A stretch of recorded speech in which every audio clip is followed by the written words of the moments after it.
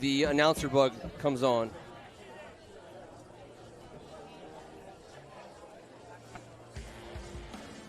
What a play, play after play after play. And there's the ball. Oh, yeah. There it is. He is taking over. That's filthy. The greatest conference in the country is showing out tonight, gentlemen. He's going upstairs with it, and that's going in. Your WCAC champion.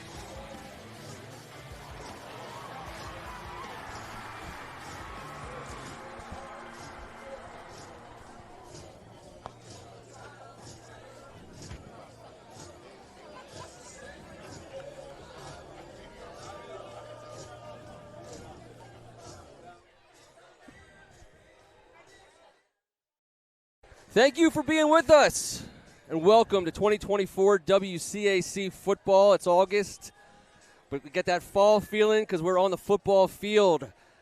Live from St. John's High School, Fernandez Stadium, home of the Cadets as they welcome the Roman Catholic Cahillites all the way from Philly. I'm Ken Meringolo. Thanks for being with us. He's Kevin Ricca. It's opening day, and we got a big-time clash between the 5th-ranked team in the city of Philadelphia and the number 1 ranked team here in D.C.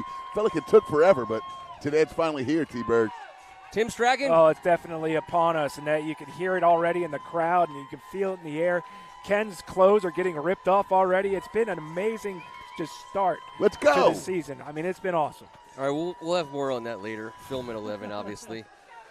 Back at it again. We're so grateful to the whole St. John's community and the WCAC at large for putting on the best show in the area every Saturday, Friday night and Saturdays for that matter. And today we get a glimpse of, again, one of the top teams in the D.C. area, welcoming one of the top teams from Philly, 2 Catholic schools, pride of their individual hometowns. And we are going to get things started today with some of the guys we're here to watch. And we'll start on the Roman Catholic sidelines and the Cahillites coming on down. Samaj Beals, number 1, the junior quarterback. Get ready to see something exciting. He's a good player. You know what? He's a great player, and he's got offers from just about everyone you want to get an offer for if you play football. The Cahillites go as Samaj goes. And as he goes, Rayshon Scott goes along with him. They call him Ray Ray. He had 2 touchdowns last week, 7 catches for 62 yards. And this is a guy, many good receivers, but this seems to be one of his favorite targets out there, Rayshon Scott. Number 0, William Felder. He fills up a football jersey just the way you want. He is an absolute stud. Had a chance to talk to his dad earlier today. We'll get more on that later, but he's one of the best players on that roster. He goes 2 ways. You'll see him at wide receiver, and you'll see him at linebacker. Another guy you might see going 2 ways is Josiah Simmons, the Marshall commit. He's a first-team All-PCL Philadelphia Catholic lead selection from last season. He's a dude coming off the edge, and St. John's is going to have to contain him offensively. The Roman Catholic Cahillites coached by Coach Preet, Rick Preet. With the Roman Catholic Cahillites bringing his boys all the way down 95. Coming on over to the hometown sidelines, the St. John's Cadets. Get a couple of those guys to watch for, and we've been watching these guys for quite some time. A couple of new names. One in particular that'll show up here on the players to watch, but we'll get things started up front on the line. Kenneth McManus, they call him Mac, another first-team All-League performer from last year. He's been in every battle in this football team's program the last 3 years. Battle-tested warrior up front, a leader. You see number 56 right there, trying to pave the way for some other players offensively this afternoon. And when you talk about paving any way that there is, number 7, Tariq Boney, he's been doing it at 15, a high level. 15. He's 15 now. Naeem's 15. Tariq 7. Yes, Talk sir. about paving the way for no, you know what? I skipped over Naeem, Kevin. I'm sorry. Go ahead. Give us Naeem Well, you Woods. can't skip over Naeem. We've No. been waiting to see him all year, man. This is going to be his debut. I think this kid is fantastic. Naeem's mom called. He's electric, and we're about to get a dose of how good he is. And as a sophomore, he's still one of the leaders of this offense, and didn't want to skip him over. No. But number 7, Tariq Boney, go right ahead, Ken. Yeah, Tariq Boney, we've been saying his name a lot ever since he got here. He's a class player, strong, physical, violent, and he leads that defense in every way possible. He's fun to watch. He makes our job fun, and I know this hometown crowd is going to get excited about watching number 7. And another Tariq that makes it fun. Tariq makes it fun for Tariq Harris because Tariq's pressure he puts on the quarterback. He's going to try and do it all afternoon to Samaj Beals. Certainly helps number 2 in coverage. And if he gets his hands on the ball, it's usually a house call. And he's had a handful of them, First Amendment Sports. And I heard him on the field today saying he's looking for one this afternoon. We'll see. Scoring defense, that's what Coach Mike Ward on the defensive side wants. But a head coach is a guy who everyone knows, everyone loves. If you've been around the WCAC since, I don't know, the mid-'90s, you know who Pat Ward is, and you know what he's all about. He's a great man, a great friend, and he's in the face of this program, and he's just done an amazing job seamlessly transitioning from assistant coach for double-digit years into the head coaching slot. This community is proud to have him, proud of him, and, of course, you know, he's been a part of this community forever. He spent more than a quarter century of his life here after graduation. So, yes, Pat Ward is synonymous with the name St. John's Cadets in their football program. Not to mention he was one heck of an offensive lineman here at St. John's. He went on to Maryland, played at Maryland for as a starter for 3 years. I mean, he this has been his life, and he's living the best life right now for himself. We're got the captains on the field right now. Roman Catholic will defer. St. John's, I'm sure, will take that ball. And we'll get a sportsmanship creed, an opening prayer. The colors will be marched onto the field by the St. John's Cadet Corps. And everything that we love about high school football is officially underway for us here at First Amendment Sports and in the WCAC. Got some other games on the docket. I know a lot of folks will be tuning in for DeMatha Spalding tonight. That's going to be a great matchup. Gonzaga, Good Counsel, McNamara, all the other squads are officially getting back to work here late this summer, early this fall.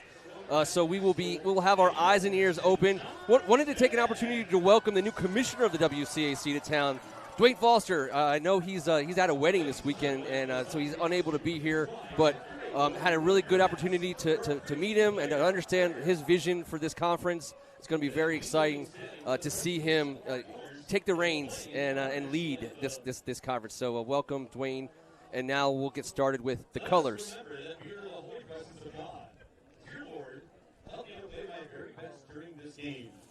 Teach me to treat my fellow team members and coaches, referees, and opponents with respect and dignity. I can't get it. Challenge me to always do what is best for my team and not necessarily for myself. Enlighten me to the powerful life lessons I will experience during this competition, win or lose.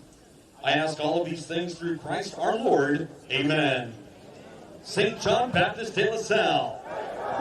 Live Jesus in our hearts.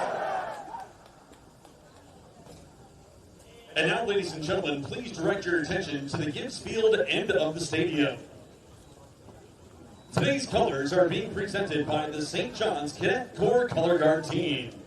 Today's team is led by Cadet Officer Fani Ayu, and has Cadet Christian Larson carrying the American flag and Cadet Perry Wentford carrying the St. John's flag.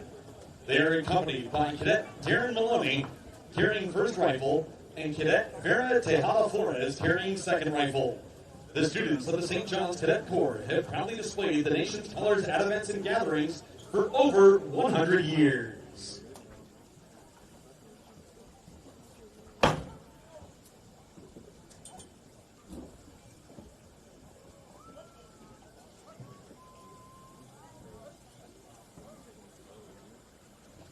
Fans are reminded to remain standing at attention until the colors have been retired following the playing of our national anthem.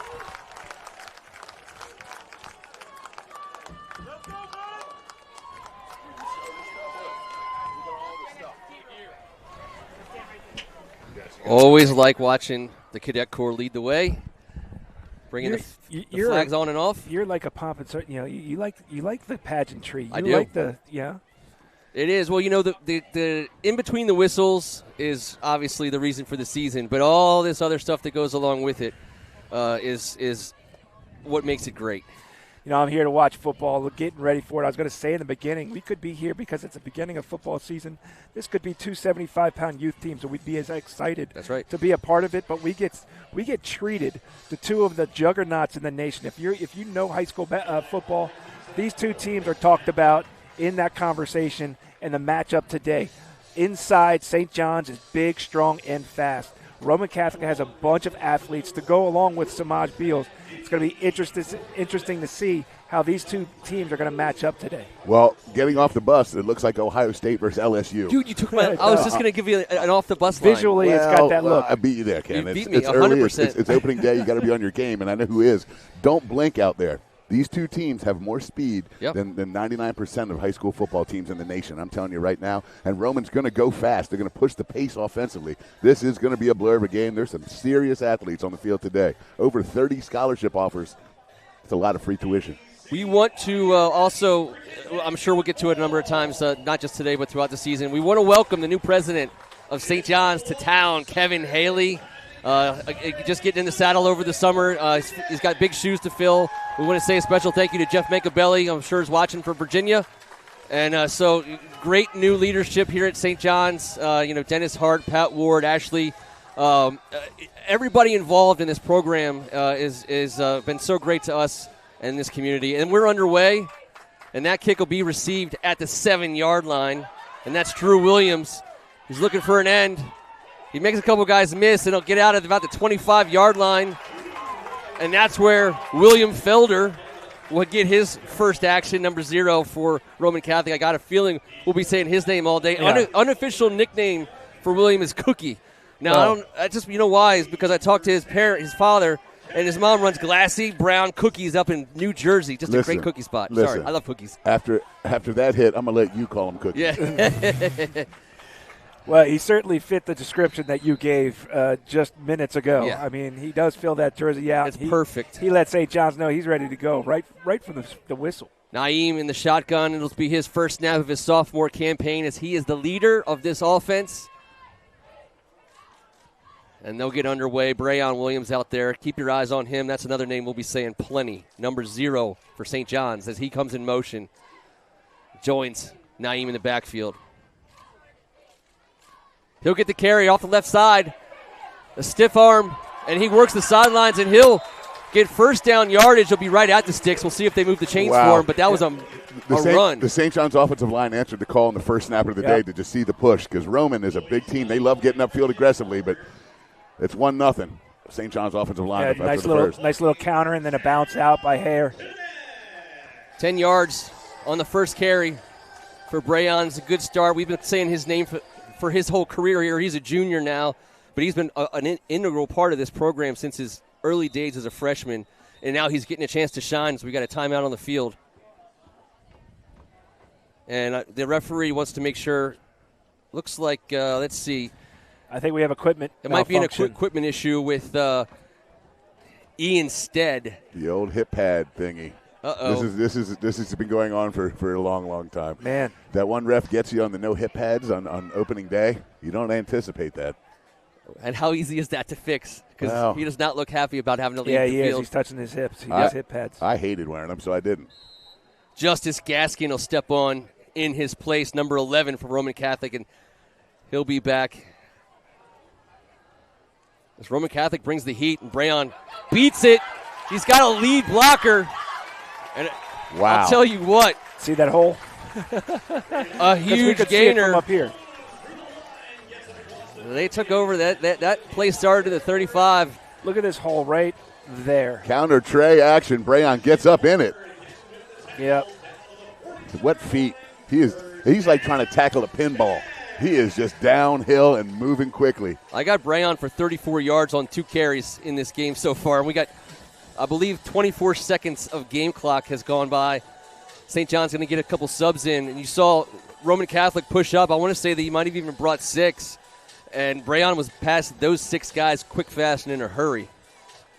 He hits that hole, doesn't he? And that's set up real nice. 5 on the line here for the Cahillites. Trips wide right for Woods. Drew Williams in the backfield, a quarterback. Keep an eye on this scenario. And he's running straight up the middle. He's got a hole. He makes someone miss.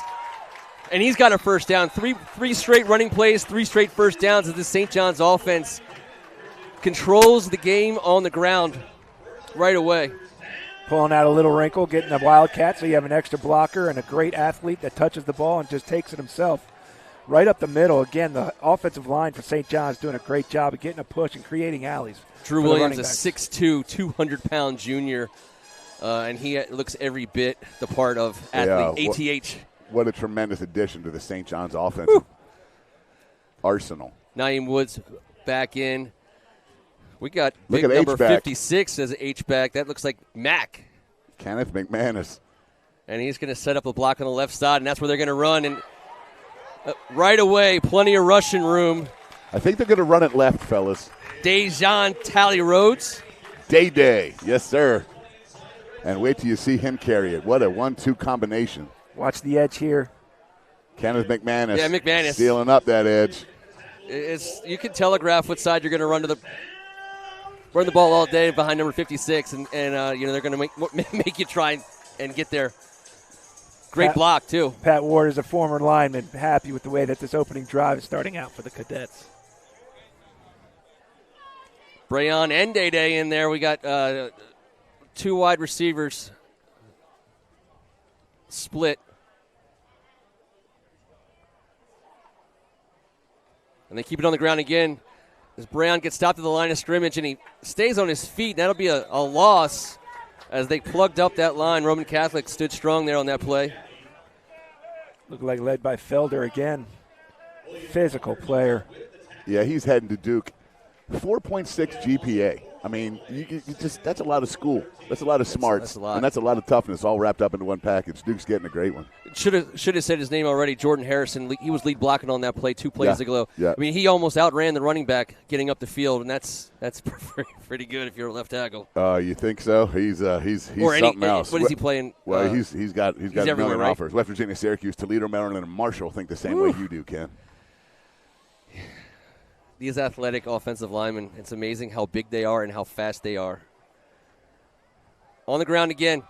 Williams brought down. Great tackle, and I believe we got that. I'll get this one right here. We got number 56. Michael Fords. Yeah, does a great job of shooting his gap, disrupting the play. Right there. Two of the linemen for Roman Catholic able to slip through their gaps and get into the backfield for the first time. Yeah, they slanted right at the run there, and he made a great play. He had a sack, a tackle for a loss, and a forced fumble last week. Chalk up Mr. Ford for another TFL. Look, if you're not bigger than the guy in front of you, you better be quicker. And right there, they were quicker. 3rd and goal from the 16 as Roman Catholic has moved him back. Brayon Williams out wide to the right. Naeem Woods looks to pass for the first time today. Back corner in the end zone. And that's caught in the end zone for a touchdown. St. John's. What Chase Pankey, the senior. What a great catch. It was, T. It was a great catch, and it was a great throw. Had to beat the corner up top. Woods, they had some time. They had a step on him early on, but because it's the end in the red zone, room runs out. So he put it high where only his guy could get it, and he goes high here. You see, he's got a step there, but then the room's going to run out. So then he goes up high, and he brings it down for the first score of the Perfectly placed, like you said. It was a great ball. Good arm. He's got time. Great job by the offensive line. Puts the ball deep over the corner, over the coverage, and two loss of yards here twice in a row. And St. John's on 3rd and 16 from the 3rd and goal puts it in the end zone. Hey, a lot of guys making plays on that drive, but the offensive line put a stamp on the first drive of the season right there. They couldn't have played better in that initial drive. No penalties. And Chase Pankey doing it all. He catches the touchdown pass and he kicks the extra point. Chase Pankey 7, Roman Catholic nothing. There you go. Get that guy. Get that guy some water. He's working. He's all. He's the one that goes and gets the water for everybody else as well. He does it all. I think he's in the band at halftime. Somebody get that water and hand it to an offensive lineman. It is true. That whole drive, you could that offensive line dictated the entire drive. 4 straight running plays, 4 straight gainers, 4 straight first downs. Well, here we go. Kenneth McManus, Bobby Luongo, Jordan Harrison, Adrian Ace Hamilton, and A.J. Southard getting it done there to start off the Cadets 2024 campaign. Oh, Luongo takes me back. Big old Nick. Well, he was my center when I played quarterback here, and it's a pretty special thing to see him and his family and the success they've had here at St. John's. Young man's heading to Holy Cross to further his football career. That's fantastic. It's amazing, all 3 of us entering that age now where we all played in this league. We're a part of it. Now we got our own daughters and sons going to these schools. Well, you're much older than me. Our daughters and sons going to these schools. Well, all your kids are older than mine. So. You're like 10 years older than me, T. Maybe 20. Yet we graduated the same year.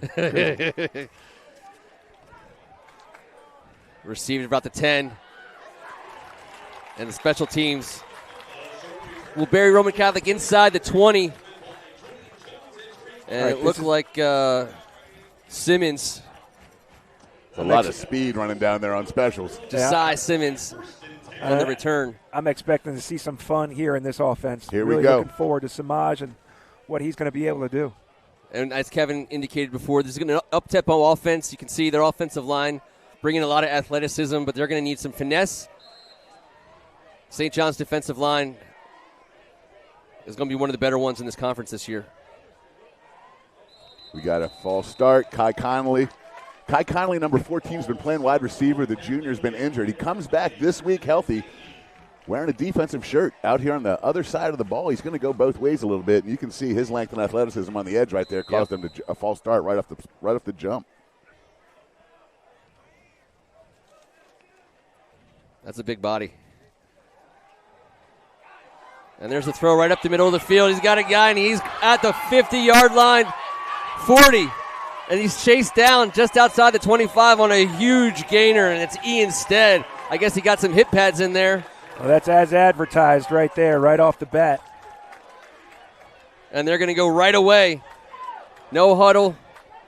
Get to the line of scrimmage. I told you, don't blink.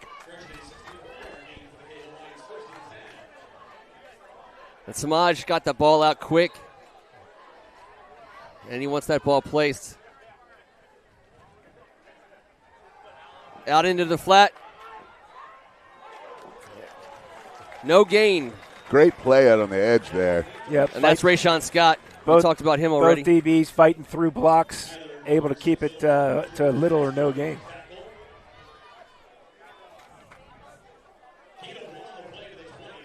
Chase Sparagowski, number 31. Samaj looking to throw. He gets knocked out. That ball's loose, and it bounces around. And I tell you what, it was close to being picked up by a cadet lineman. They're saying it was a fumble recovered by Roman Catholic. It was 8. Got to him first. D'Angelo Bolden. It seems like every year St. John's comes up with a guy who wears that single digit on the outside, and he looks like he's in the wrong league. Like at least should be in college, if not. I mean, he's huge. I'd say Samaj only has about 2 seconds to get rid of that ball. He's under pressure. That's a screen, and it's caught one-handed. One-handed catch by George Mastel. He trapped it on the defender. No, not Mastel, 31, I believe. Yeah, he trapped that on the leg of the wide receiver or running back. What awareness. I think it was Mastel, but this is going to be a great look right here. Great camera work right there. Now Mastel's 35 right there. Unbelievable. That was the play before. Oh. I think, unless we got our roster wrong. And here, as a quarterback, you got to know, look, if it's not there, just throw it down. Don't try to, squeeze something in there, especially on a screen. Catch. What a play. Try to give your squad another chance next down, but he went for it. What are they saying here? They're going to change the possession. Referees have called it for St. John's. It's 1st and 10. Actually, I apologize. They're reversing the call. They're saying he trapped it on the field. Trapped it on the field. All right. And it's going to be 4th down and about 15 or so as there's a timeout on the field. Coach Pat Ward is going to call a timeout. He's going to get things regrouped. That's not really well explained here. What do we got? Yes, it is. It will be 4th down. And we'll see. Me and one of my terrible habits, I love to get here early and watch the specials work out. Look at this. That's a great job with the cameraman there. And look at that. Well, heck of an effort. I think he caught it. I know he caught it. This play was doomed from the beginning. There was an absolute jailbreak on the defensive line. Samaj put it to the spot where he wanted his guy to be. Actually, the jailbreak was intentional. It was set up to be a screen. You want to draw those linemen, but St. John's did a good job of reading their cues and peeling off, recognizing that it was a screen. Samaj should have probably just put that in the dirt, let his team, just get another day to live it down. So they may have been in field goal They're position fortunate with the reversal of the call. Well, we're about to see his arm strength. He drives fades in. I'm going to tell you right here, right now, he's going to try and stick something in a window, and we're going to get to see how talented number 1 is. Bowden and Boney. This is their time. Here goes Tyreek Boney. He's free, and there you go, Kevin. Just like you said, Rayshon Scott. What a hit. Dropped at the 1, but Samaj Beals just throwing an absolute dart to his number 1 receiver. Yeah, skinny post on the inside. He just waits for his receiver to clear the little zone, and he's got a great timing with them and sticks it in right on the money. St. John's played coverage and didn't get a ton of pressure out of the 3-man rush, and he sat and found that ability to stick it. And it's a huge hit here by Tariq Hayer. I mean, no, that's Kai Connolly coming off the offensive side of the ball, throwing some shoulder pads. 1st and goal at the 1-yard line, and we're going to get a timeout by Roman Catholic as they had a little bit of a personnel package miscommunication. We've already seen a big key in today's game, I think, for both squads. When Samaj Beals gets back there and has pressure on him, it's going to be a long day. However, if he's going to have some time, if you give anybody as good as him the time that he had on that last play and on the first play, he's going to be throwing dimes all day long. Yep. What an answer by the Roman offense here. The big play offense that they got here, coming back and answering. That St. John's dominated that run game on the way down the field, and this is what they do. Yep. And they've been dominant in the pass game to answer, coming right back. And that is you talk about 2 great programs. It's the fine line that interception that wasn't. Yeah, would have been a huge play, and Roman Catholic keeps the ball in their hands, and that quarterback absolutely makes St. John's pay. Empty backfield, Samaj looking for the inside slant. I want to say Samaj Pirine so bad, but I'm not going to do it. Just a little high on that one. He got the inside leverage, but the ball sails on him. Tyler Simpson in coverage, this sophomore. He's got an Auburn, a Marshall, and a Tennessee offer. Young man is sticky out there at the cornerback position, and decent coverage there in the red zone. 2nd and goal. Well, they're straight up man right now. Going to be bringing some pressure in the middle and seeing if their guys on the outside can handle one-on-one. 1st and 1, 2 throws in a row. Another inside throw. That's a completion. Touchdown, Roman Catholic as Sneed, I believe. Mr. Hip Pad himself has had a great drive. They got him in single coverage with the linebacker, William Polk, the sophomore, and that's a mismatch out there. So interesting. 1st and goal from the 1. Throw. I think we've seen what's going to happen today. Yeah. There might be 60 passes attempted. I mean, for it being August 31st, number 1 for Roman Catholic, Samaj, it looks like November for him already. He looks poised. He looks calm. It's hard to be calm with St. John's defensive line, but I'll tell you what, he's been collected since the second he landed. Well, that touched I no thought good. That touched the very tip. It looked like it went on the outside. I was looking for Brad Ripito to catch that ball. I don't even see him in the frame. Matt Seals over there flexing at the goal line. Seal, give me the rundown on the way home. All right, 7-6, 1-point lead for the home team as both offenses really take care of business. A big plays for St. John's were running plays, big plays for Roman Catholic, passing plays. We'll keep our eyes on that as we get our way into this game. I mean, shoot, we're only 5 minutes into this game. This has the makings of quite an enjoyable Saturday afternoon here. How often, though, gentlemen, do we see games like this where that 1 point comes back to really haunt you? Sure. Late in the game. And also, this early in the season, I always harp on it. Specials. Can't be perfect out there on day one. Right here. There's both sides are so explosive. with weaponry, that special teams are going to be a huge, huge factor moving here. But you were a coach as well. It's so hard to be perfect on day one. You just can't do it. Can't simulate the game speed, the way it is on the first game. There's going to be mistakes made.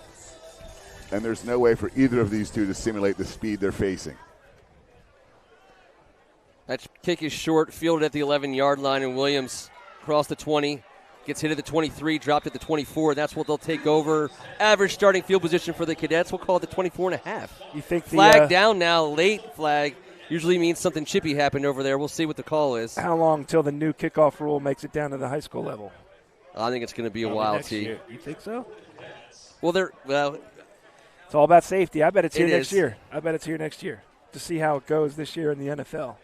Okay, I think it's an exciting play. We'll see. You got to be able to consistently drop it in that landing zone. Both of these teams obviously have kickers who can do that. Looks like this going to back St. John's up 10 yards. Actually, more. They were at the 24. They're down at the 12. We got a legal block in the back. There you go. 15 yards from the spot. St. John's takes over at the 12-yard line. Naeem Woods. He'll put his back heel just about at the 5 and look to point the Cadets towards the end zone again.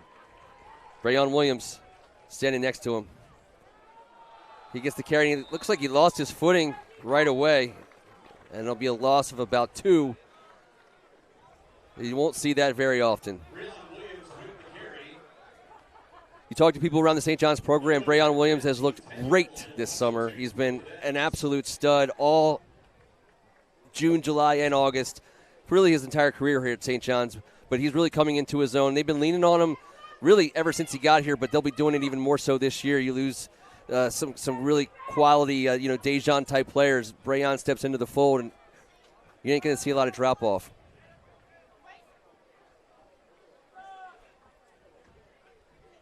Brayon outside. Nice little flick. Stiff arm, and they'll get the penalty yard, or almost get the penalty yards back. And I was about to say right before that play, I said, watch Brayon in the flag. This guy has the best hands. He catches everything. He really does. It's remarkable how soft his mitts are. It's good patience by the young quarterback, letting the guys on the outside kind of run out the zone, let Brayon get into that zone, and then deliver a catchable ball. Yeah, it makes a world of difference when you put that ball in front of the moving target. Don't stop him up.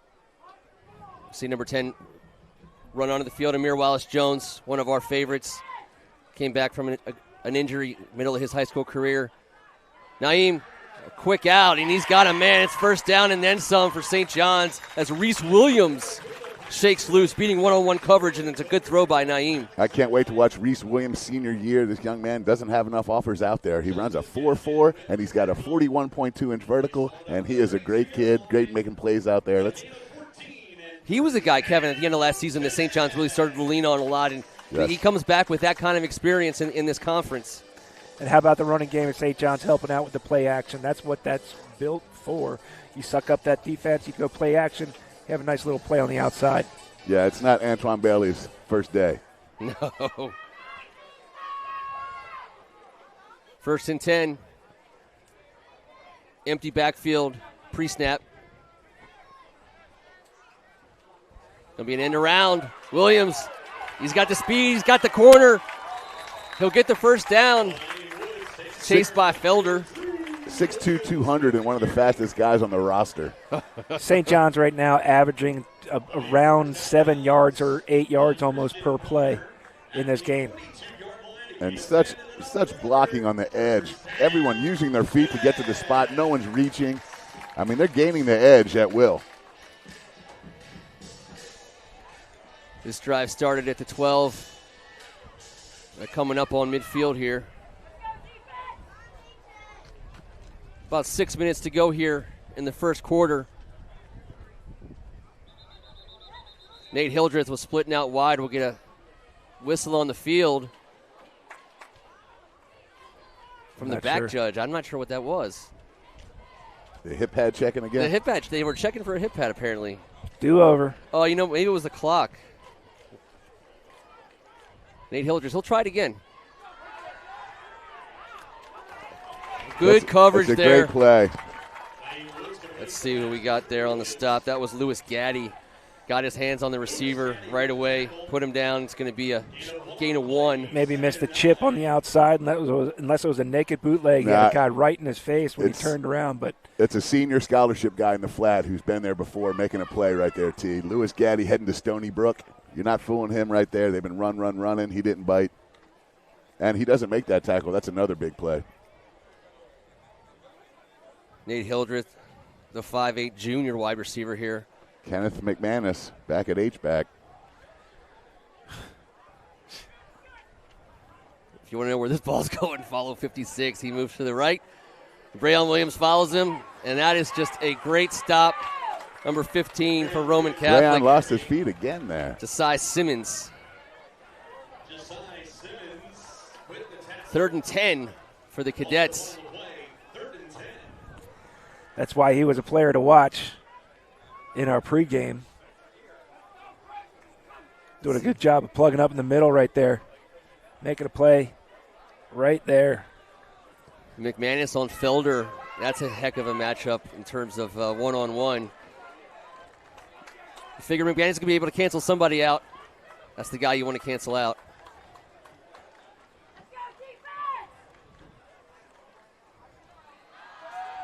Naeem with a man and some room to run, making a move. Reese Williams into the end zone. Touchdown, St. John's. There's a flag. There's another flag. I think we know what this is going to be, but that's not going to keep the points from going on the board. As St. John's with a big gainer, and Reese Williams making men miss as he makes his way to pay dirt for the Cadets. Just talked about Reese putting his mark on this senior season. That's going on the highlight reel. And how about the sophomore? 2 touchdowns in the first quarter through the air. I'm telling you, St. John's faithful are happy to see this connection. Watch him drop this beautiful pass into the bucket on the flag pattern. Well, that's going to be the this was the play before. Here's just a great and then field doing look. the rest himself. And here he puts down the ball really lightly, but maybe with a little bit too much flash. Too much panache for you, Mr. Strachan? Yeah. All right. Well, for the referees it was. Agreed. So I enjoyed it. they can take that on the I find to be entertaining. Right. So they can take this penalty on the kickoff? Is that what I understand? Yes, that is true, Ken. Okay, so because they're going to give Chase Pankey a chance to make this extra point from normal yardage. That was such a beautiful throw. Here we go. Get a look at it right here from the quarterback's eyes. Oh, you just can't throw it better. Again, patience for a young quarterback is hard, especially in the opening game. On 3rd and 10, huge completion. He got it all in the air, and then Reese Williams did the rest. I love when, and then Breon Williams will be the holder again. We talked about he's got the best hands on the team. Him and Chase Pankey will form the kicking battery. Kick is up and good. 8-point lead by the Cadets. And it's shocking for me to say it, but there's still 4 minutes left in this first quarter. I'm glad Brad Repetto gave me the seat chair with the cushions on it because we're going to be here for a minute today, fellas. You got armrests, you got cushions. Well, look at mine's you. better. Yours is better, and you have the view. 14-6. Want to give a special shout out to the Knights of Columbus here in the D.C. area, the Rock Creek Council, Alex Lee, the Grand Knight, here with Mike Horan and Pat Corkery and Corkery. Jim Tice. Yep. Just guys doing great things for other people out here, volunteering their time. Have a food drive going on here today with the St. John's football program. Tom the Knights Friedrich. of Columbus, Tom Friedrich, and First Amendment here. Very awesome for the soldiers and seamen. It is going to be, and sailors. It's going to be cool to see what we've come up with at the end of this day. And I guess we also have an announcement. I know they're also doing turkeys for the troops. So I can't get we'll get a QR code out there for folks, but people who want to donate for low-income active duty military families for their Thanksgiving dinner, another thing we're working on here, First Amendment and St. John's. We've got a little dribbler. It's going to make its way down just out inside the 30. And that return will give the Roman Catholic offense, excellent field position as they'll take over at the 42. They've showed they don't need really any No, they don't need help. position on the field. They can strike from anywhere. But you don't want to make it easy on them. People can tell you whatever they want to tell you about a guy like Samaj, but it really seeing is it's not just seeing is believing. Seeing is fun. He's so entertaining and he's special. Quick throw out to the left and a quick tackle. Was that 27? No, that was 21. Joel Tillery, the sophomore, 6-foot linebacker. He got out there quick. 2nd and 9. And I'll tell you what, the St. John's defense got there quickly, and that he almost took the handoff himself. Who was that? That was Xavier Kincaid, I believe, number 30. Yes, running the ball. Yeah, and he's a special player for Roman Catholic. I talked to the coaching staff about him before the game. See if I can't work that in here at some point between plays. 3rd and 15. Samaj looking to throw. He wants it all. He's going deep. He's got a man, and that ball is perfectly thrown, and it caught. From anywhere. What a ball that was. Oh, man. They can throw it from anywhere. We just talked about that. Doesn't Malik matter Williams. where they start. Malik Williams races the ball back to the referee. Doesn't matter how long of a play it is. So smooth. Look at this. Sitting in the pocket, feeling comfortable, looking downfield the whole time. Beautiful. Nonchalantly throws a dart. Malik Williams. Xavier Kincaid in motion. The throw is to the back corner. Oh, There's a yeah. flag. They'll get some defensive holding. They tried to go a rub on the outside, and There's also going to be a roughing the passer. Yeah, you're right. There's two. the personal foul is the one they're going to take. And Samaj Beals just took a hit there. I saw it develop. I had a great view of it. He was waiting for that wheel route to break out to the outside. He threw it almost going to be a perfect. It was going to be a perfect pass, right inside the end zone to the sidelines. But St. John's held up his progression, didn't allow him to go, and they threw the flag. But then also the personal foul on the roughing the passer is going to be the actual call. 1st and goal at the 8-yard line. The Cahillites setting up. And there's a run around the right side. Kincaid bulls his way inside the 5 to the 3-yard line. That's some big boy ball running right there. Kai Conley making the play for St. John's. 2nd and goal just outside the 3-yard line. Another handoff for Kincaid. He's inside and he's over the goal line. Touchdown, Roman Catholic. As their offense showing they got something, and as Samaj goes off the field, he had a couple choice words for somebody. 2 good-looking drives for each of these teams, resulting in touchdowns.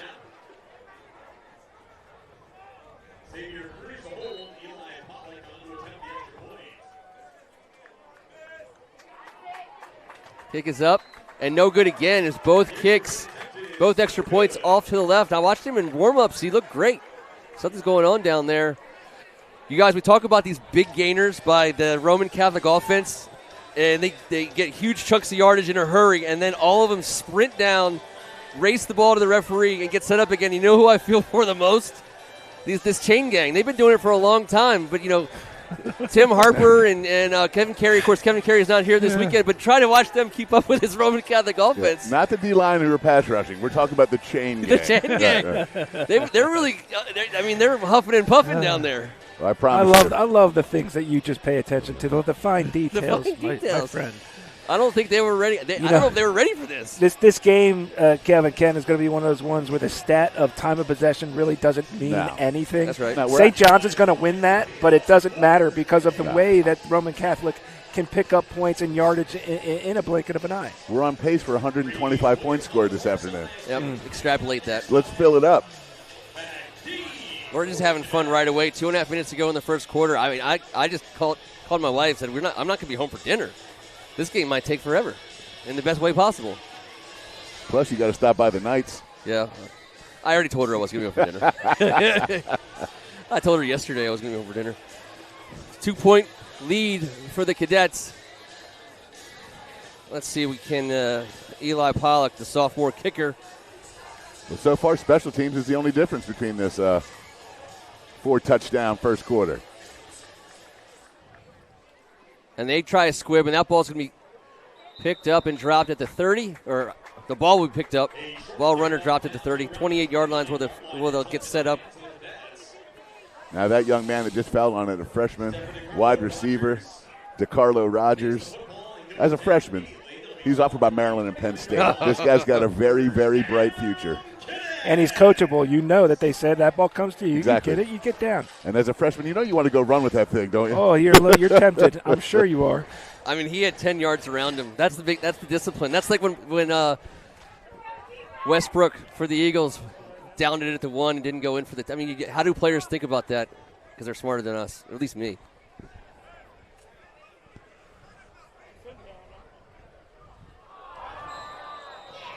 We're going to get.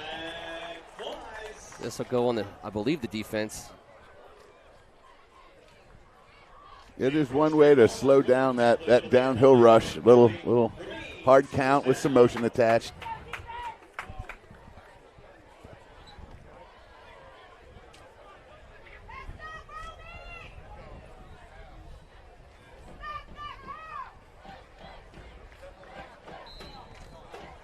Hill just checks in.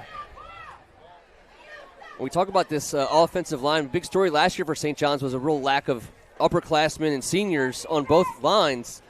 That ain't the case this year, Kevin, as they bring back not just size and strength, but experience. Yes, sir. You got 2 sophomores become juniors and 2 juniors becoming seniors, and a year later you can see the development.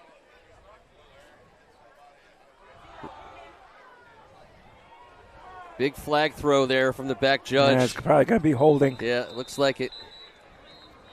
And there it is. It'll be 10 yards. It'll be 1st and 15 for the Cadets. A holding or a high-low call.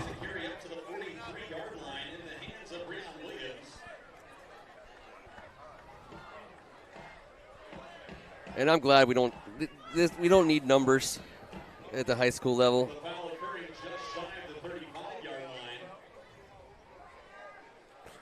And it's going to be from the spot. All right, so they'll get it'll be about 1st and 14, yep. Call it. 1st and 15. Let's see what Coach Ward wants to do. He's been successful a couple different ways already, 3 or 4 different ways. Kind of pick your poison here.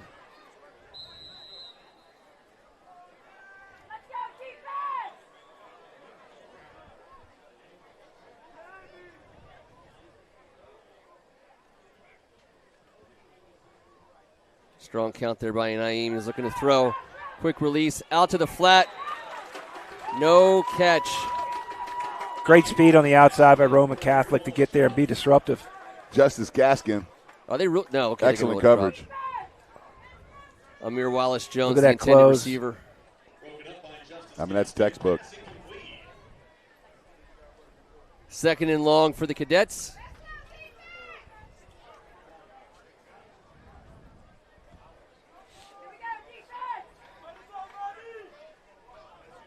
Trips left, single right.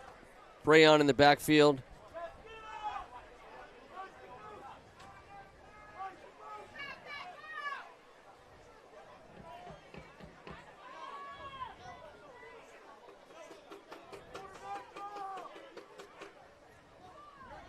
The throw, quick to Reese Williams. Makes the first guy miss, makes the second guy miss, and he's on the run.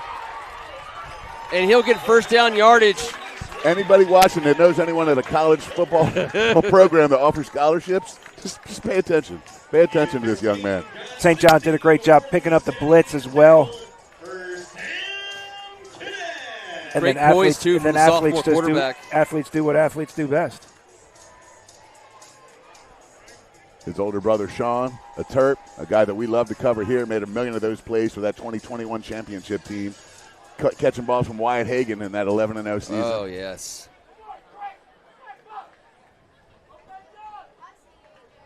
1st and 10 at the 40. To throw again.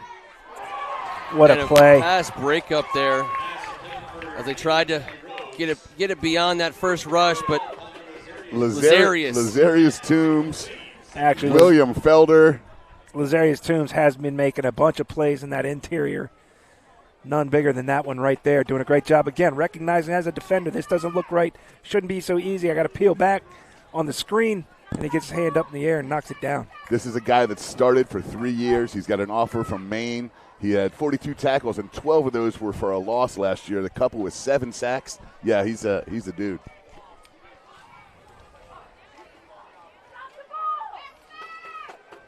Three deep for the defense. We got offsides again. It looks like the St. John's motion, although Roman Catholic is pointing to St. John's. Yeah, Bailey's got them in prime shape, discipline-wise. Doing a great job. When they do that, that's like the second or third time I've seen they've gone in motion, but they've done it in a way that's kind of – it makes you want to jump a little bit when you're just watching, and they finally catch Roman Catholic off guard. I've seen every down of the preseason, including the inter-squad and the 2 scrimmages, and it has been happening every fourth play. Well, I think Naeem, for a sophomore, he's got a nice cadence. He does. And he has a hard count, and I think he's got a lot to do with what's happening out there. Yeah, he's a special kid. And I can hear him from here, and that's what you want. The pitch off the left side, Brown with some room and some blockers, and he gets a first down. And we got a late flag, and we'll see what that's all about. This is going to be after the play. Holding. I believe they're going to get who was out there out front. It looked like Adrian Hamilton was out there leading the charge. So that's not a hold. I don't think so either. I don't think that was a call is what I'm saying. Oh, I see. Yeah. It was a hold. The call was a hold.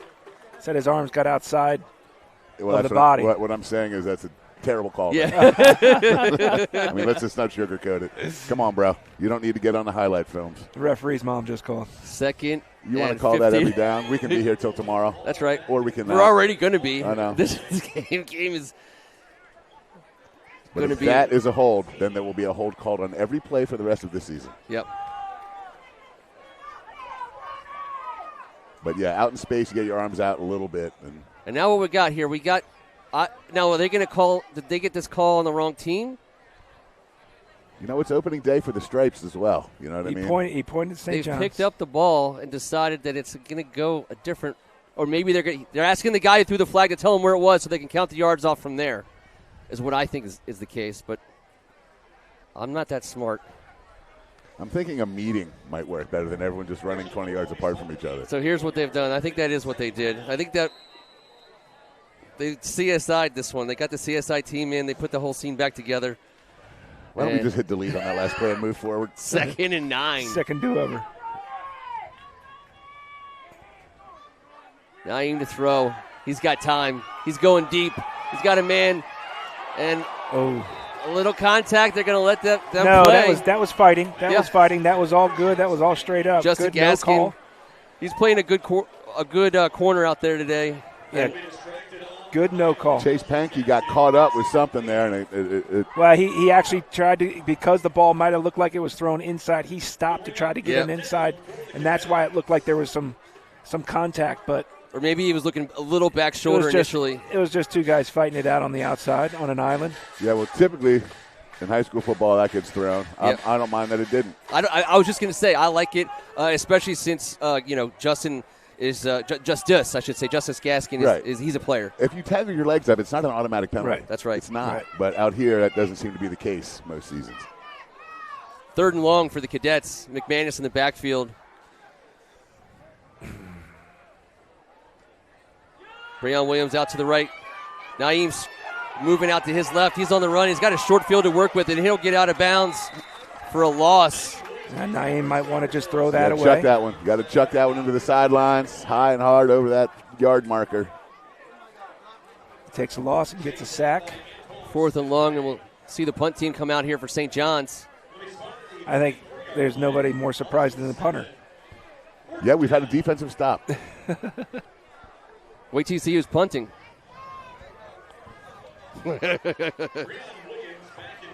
Brayon Williams does it all.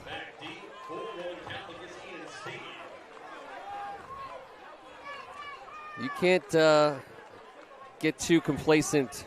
I mean, 4th and 15, it's not your cookie-cutter fake territory, but ball's going to get in Brayon's hands here. Good snap. Punt is up, and a fair catch is signaled at the 35-yard line. He did the job. He sure did.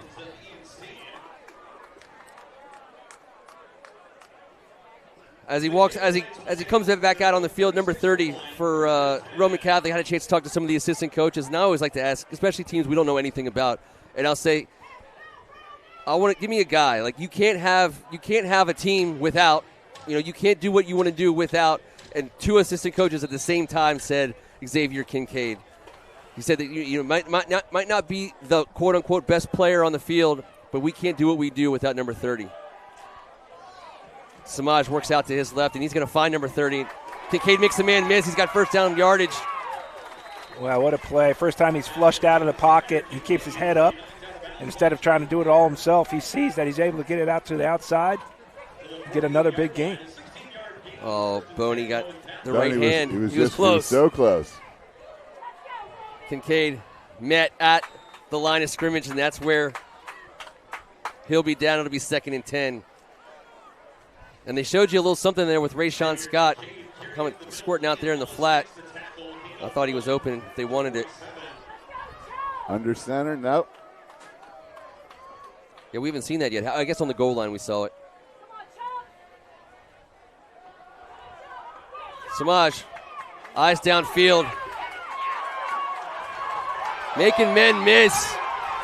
Sneed, this is going all the way. This would be a touchdown for Roman Catholic, and the Cahillites will take the lead.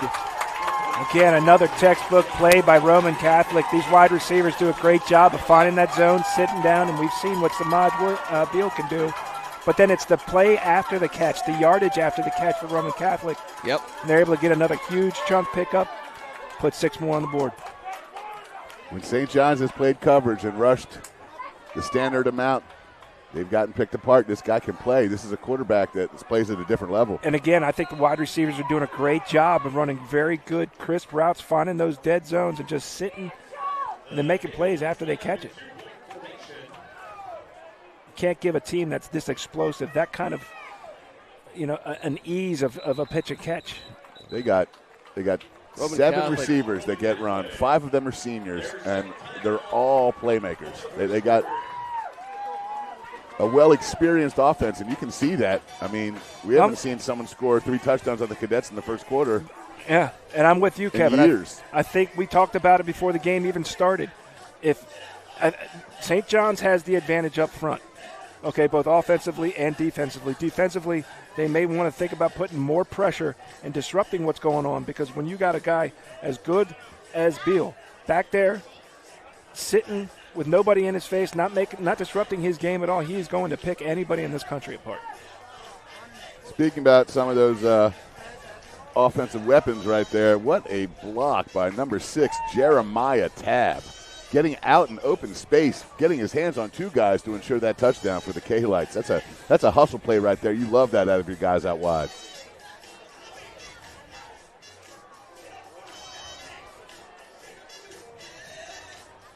They're going for 2.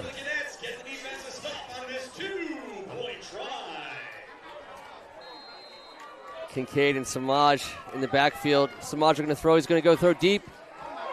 I think he got it. Now we got a flag that won't matter. His left arm got tied up. He tried to catch it one-handed on the back shoulder throw. I don't know if that was just a good acting by the wide receiver or if he was really being held. But Isha Neely on the catch. And Roman Catholic up 6 over St. John's here with 30 seconds to go in the first quarter, as that Roman Catholic offense has been pretty electric. That's an amazing catch. Their passing offense, I should say. Ooh. I mean, they really execute amazingly well in the pass game. It starts off having a stud quarterback, which they obviously do, But this offense, Coach Rick Preet has put together, the former offensive coordinator at Imhotep, that's who they lost in the championship last year. This guy knows offense, and it's evident. I mean, putting 20 up here on this Cadets defense, no one anticipated that. We didn't think that they couldn't score points, but 20 in the first quarter? It's been impressive. Samaj, keeping his eyes upfield at all times. He's had guys open in the flat as release valves, and he's used those release valves multiple times. But absolutely keeping his eyes downfield, and I mean that's what you get. An upperclassman with poise, delivering the ball. We said it was going to be a fantastic football game. We didn't think there'd be 5 touchdowns in the first quarter. This is going to be fun, man. This has the makings of being an absolute throwback, 50-something to 50-something. Well, this Roman Catholic team, they got some WCAC experience running up scoreboards as they went 5 overtimes with DeMatha last year. And the only defensive stop we've seen in this game so far was the last series by St. John's, and really it was self-inflicted wounds. It's a couple penalties that kept them off schedule. They just weren't able to overcome it. There, they can keep their foot on the pedal. And here's some perspective. They can score anytime they want to as well. Some perspective on how close this game's going to be and how crazy it's going to be. Last year, T-Year DeMatha Stags had 2 overtime games. One's versus Roman Catholic, one's versus the St. John's Cadets. I mean, these are 2 teams that are, as we can see, very evenly matched. Thanks for calling me out as the DeMatha guy to the Roman Catholic crowd. I appreciate that. Yeah, that's right. I like to throw you under the bus any chance I get, and it's opening day, so first quarter. I got it in with 33 seconds on the clock.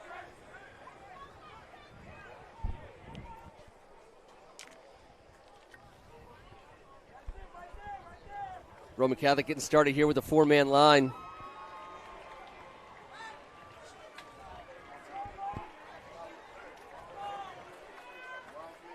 Walter Hudson steps up. Small, short gainer, about a gain of 1 here for Williams. The hole was there initially, but then collapsed. Good job by the linebackers.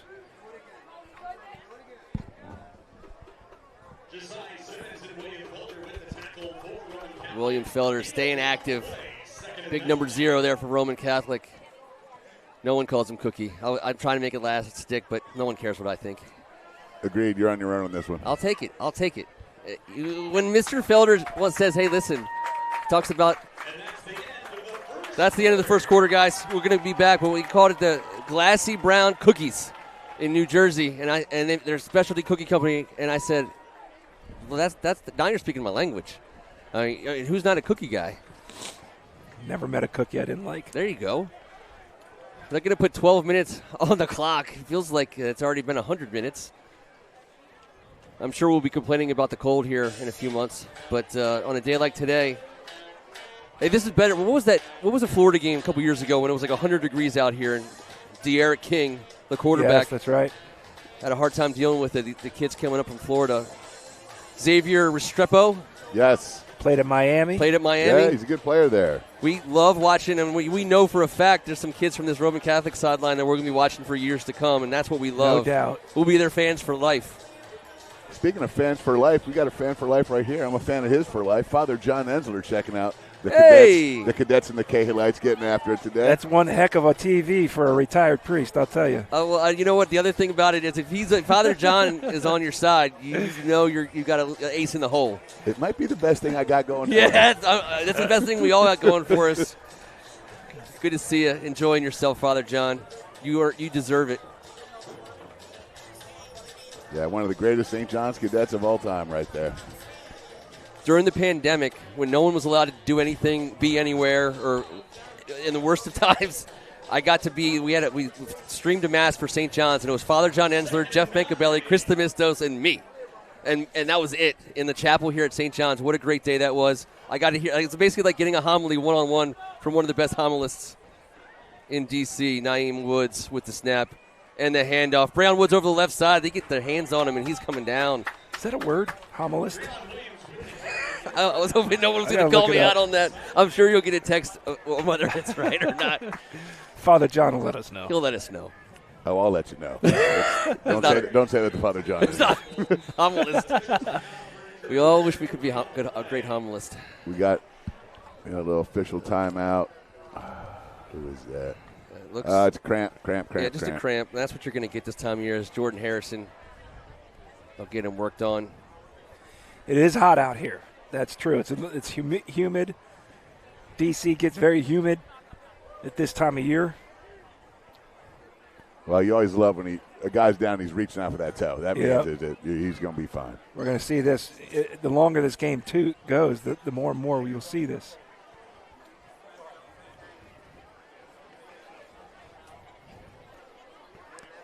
DC, built on the swamp, gets sticky around here. Yeah, every time the clock stops, it's like, wait, don't stop the clock. 11:41 here in the second as they help Jordan to his feet. He'll walk that off. Get some pickle juice, some tussin. Graham crackers, I understand. Really? Before Crackers? Graham crackers for recovery. Wow. Yeah. I love it. Every year it's like a new thing, and I love it. Thank Graham you, crackers doctor. have been around forever, right? How are we just figuring this out? Well, I'm glad they're good for something. I always got in trouble at home. Graham crackers, the kids ate all the graham crackers, but I love graham crackers. They're not just kids' treats. And exactly, I'd be eating them all. You don't like them, Kev? You're not a graham cracker guy? They're the most average thing ever created. I'd reach for some graham crackers in my day. Sometimes the simple things in life that Put some peanut butter I in love it. simple stuff, but that tastes like styrofoam cardboard. A little You're peanut not butter and getting the maple right syrup. kind. Nah. No. All right, the Cadets got a 3rd and long here, and you get the feeling that they gotta execute here. Uncle this. Mo, Yep. Uncle Mo is you don't want 2 back-to-back stops. sleeping on the other team's couch right now. Naeem out to his right. He tries to get it through the hole, and he'll be brought down from behind.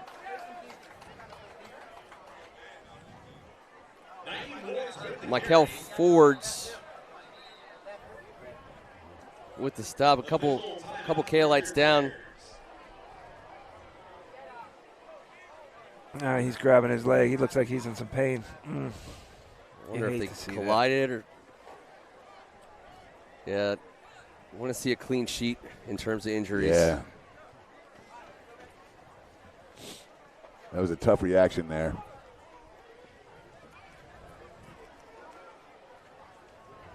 St. John's trainers will go out and assist. Almost in some respects, you hope his knee just banged it. That's you what get it that looked weak like to knee. me. It's nothing inside. This is a good opportunity to remind everybody. We've been doing this now since 2018, especially for all you folks up in Philly who are watching us from afar. There's no better place for your kids to be if they were to get dinged up. St. John's and all the teams in the WCAC just have amazing staffs. I know Roman Catholic brought down their own amazing training staff, but these kids are well looked after from the time they get on this field. It's really good to see. We hope, obviously, for no injuries, but it is football, and when it happens, thank goodness, Coach Ward and his program, among others, do such a great job for these kids. Brayon Williams gets the snap. End over end is going to get a St. John's hop over midfield, and it'll go out at the 41.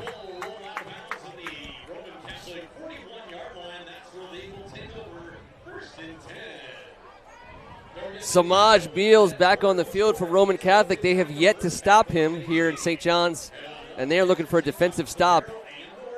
Well, he's been lights out. Yes, he has. Let's see if St. John's is able to get a little bit more pressure on. The other thing is, it's hard to get pressure on somebody when they get rid of the ball quickly. Yeah, it sure is. Xavier Kincaid in the back. A back shoulder, one-handed attempt for a catch there by Isha Neely. Juju Jones gets his name called, the junior cornerback out there. Excellent coverage right there on first down. It's Julius Jones, but I know what the kids are calling him. St. John's showing some heat here. Pre-snap, they rush forward. Samaj with time, and he throws it deep, and he has a man. Boy. It is a contested catch, but he got his hands on it, and I'll tell you what, Dude. Malik Williams First of all, he's a big body. It's a great one to throw to, right? You guys are both quarterbacks. You guys I got hate to run cliches. down. That's who you I want, hate right? cliches, but that's literally a dart right there. That couldn't have been placed any better. It was going to be a tough catch, and he wasn't able to pull it in. But, man, he could not have put that ball anywhere else. Every single one of his throws has been ridiculous. He's on fire right now. He's feeling it. That's a legal motion. It's a legal motion. 13 torn towards the line first. But they didn't. No flag. They didn't call it. And it'll be first down. It looked like the wide receiver turned upfield. And sitting in a dead zone. Yep. We've got a man down. Looks like maybe it's the receiver. I think he takes a pop here at the end. Once again, I believe that was Malik Williams, the receiver. I don't know if he's the one that's down, but a nice little connection here. That is Malik, and he'll get up. He just got crushed a little bit. Hopefully he'll be okay. Him and Samaj having a nice little two-man game here. On 3rd and long, clearly on 3rd and long he's been perfect because they haven't come off the field yet. Well, that's just it. I was thinking about that. This offense for Roman Catholic, it doesn't matter what they do on 1st down. Sometimes maybe even 2nd down. They've even proven at one point it doesn't matter what they do on 3rd down. This offense can find that zone that they need when the crunch time comes down to it, and they've done it each series so far in this game.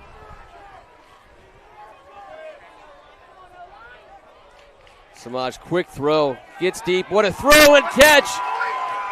And once again, Ian Stead is dominating on the outside, but I mean, Samaj putting it in the perfect spot for his receiver. I think he threw that 0.6 seconds. I mean, he just got rid of that ball right away. He's thrown one bad ball today. One. The one on the goal line that got out of his. He just let go a little high on a slant. Other than that, he has been on target. Yeah. Every single throw. I don't know what you do to stop that right there. That is perfect execution. The 2-point conversion here. Samaj running out to his right. He throws it back. Ooh. And Ian Stead. Tight windows. Sideline dimes. He's putting on a clinic. Skinny posts, deep posts. Dude, he's got 3 touchdown passes with 10:52 left in the 2nd quarter, and I'm not sure that he's not going to continue this. It's I don't know what you do if you're Coach Mike Ward here. You know that they're executing at such a high level. You do your best to heat them up, but like you said, Ken, this dude is an outstanding player at the quarterback position. And we're talking, you can't let a guy like that sit back and just pick you apart. But if you try to put pressure on him, then you're taking some help away from the back end, and then he's throwing it so quick that the pressure is just not even getting to him. And he's able to step into every single throw, almost. And you got senior playmakers in man-to-man coverage winning some of these battles, and that's going to be difficult to figure out. St. John's offensively, they're a little bit different offensively. I think they need to have a little bit more success on 1st down, set them up, open up the playbook a little bit better when you're at 2nd and 5 or 2nd and short. They haven't had that in the last 2 series. They've been stuck with a 3rd and long situation in the last two series they've had and haven't been able to convert. Kick. Field to the 25, and he'll get down. He was tempted. Bankert, the sophomore. He was tempted to run it, and then remembered, get down. Get down quick, too. After he thought for 1 second, he rethought. He heard it. If somebody didn't even say it, he heard it. And looks like, so we got to fix that score. Roman Catholic with now 28. They did get that 2-point conversion.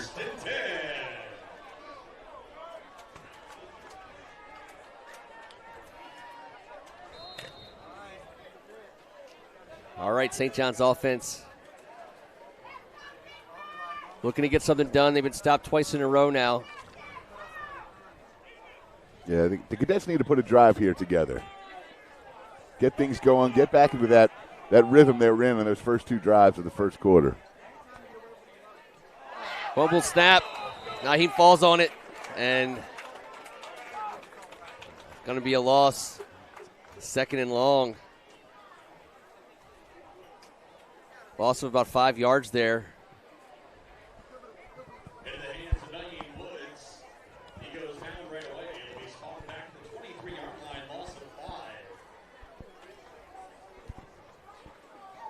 Not what you're looking for there on first down, but they got to make up for it here. You need a chunk play here like T was talking about.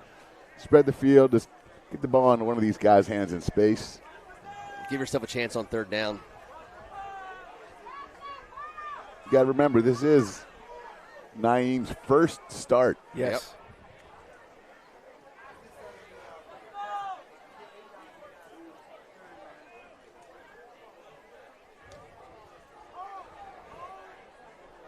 I don't see a play clock on the field, but they got a flag coming from the back judge. They're going the wrong way. And they get the Timeout. timeout. They're going to say they got the timeout. I guess the referees are holding the clock. But it did look like Naeem was pushing it there at the end.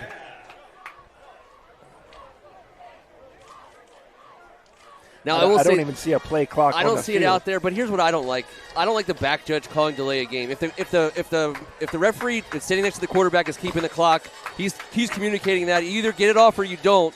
But if there's no play clock, the guy that should be calling that penalty should be the guy keeping the time on the field for the quarterback. And we know the quarterback historically getting that good communication. That's just another job now.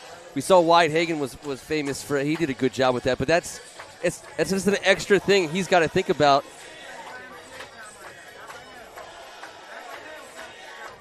I don't usually have problems with, but I don't know if that makes sense or not. But I just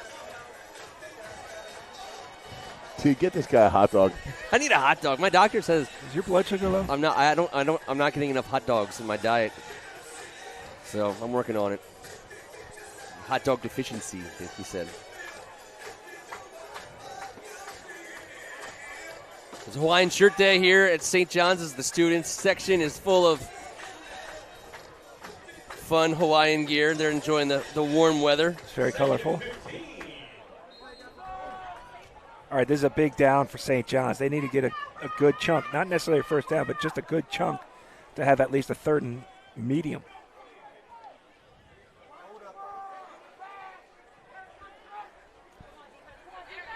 Up the middle, Brayon. I'm sorry, that's not Brayon, and that is William Felder. Yep. And hitting Dejan Tally Rhodes and ending the play ferociously.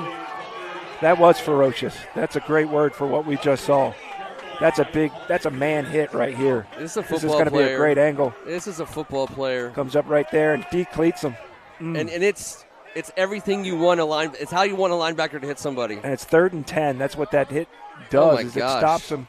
And now for the third straight series, St. John's is faced with a 3rd and long situation. To be fair, Day got held up there. I mean, he was kind of it was the perfect. Yeah, he had no chance to see what was coming. He but got still, set up nicely for Felder. When you get it teed up like that, you got to hit it 350 down the fairway, and he just striped it.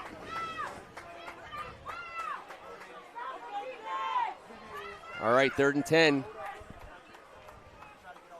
Woods. Snap over his head.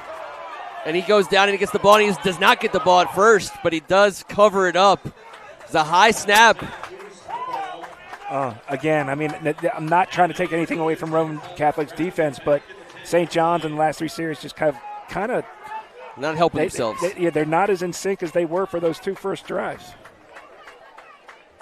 A couple penalties, some mistakes like that. That's going to kill you against a team that can put points on the score. I mean, put points on the board fast. Yeah, Brayon punting from his end zone is not the look the Cadet faithful want.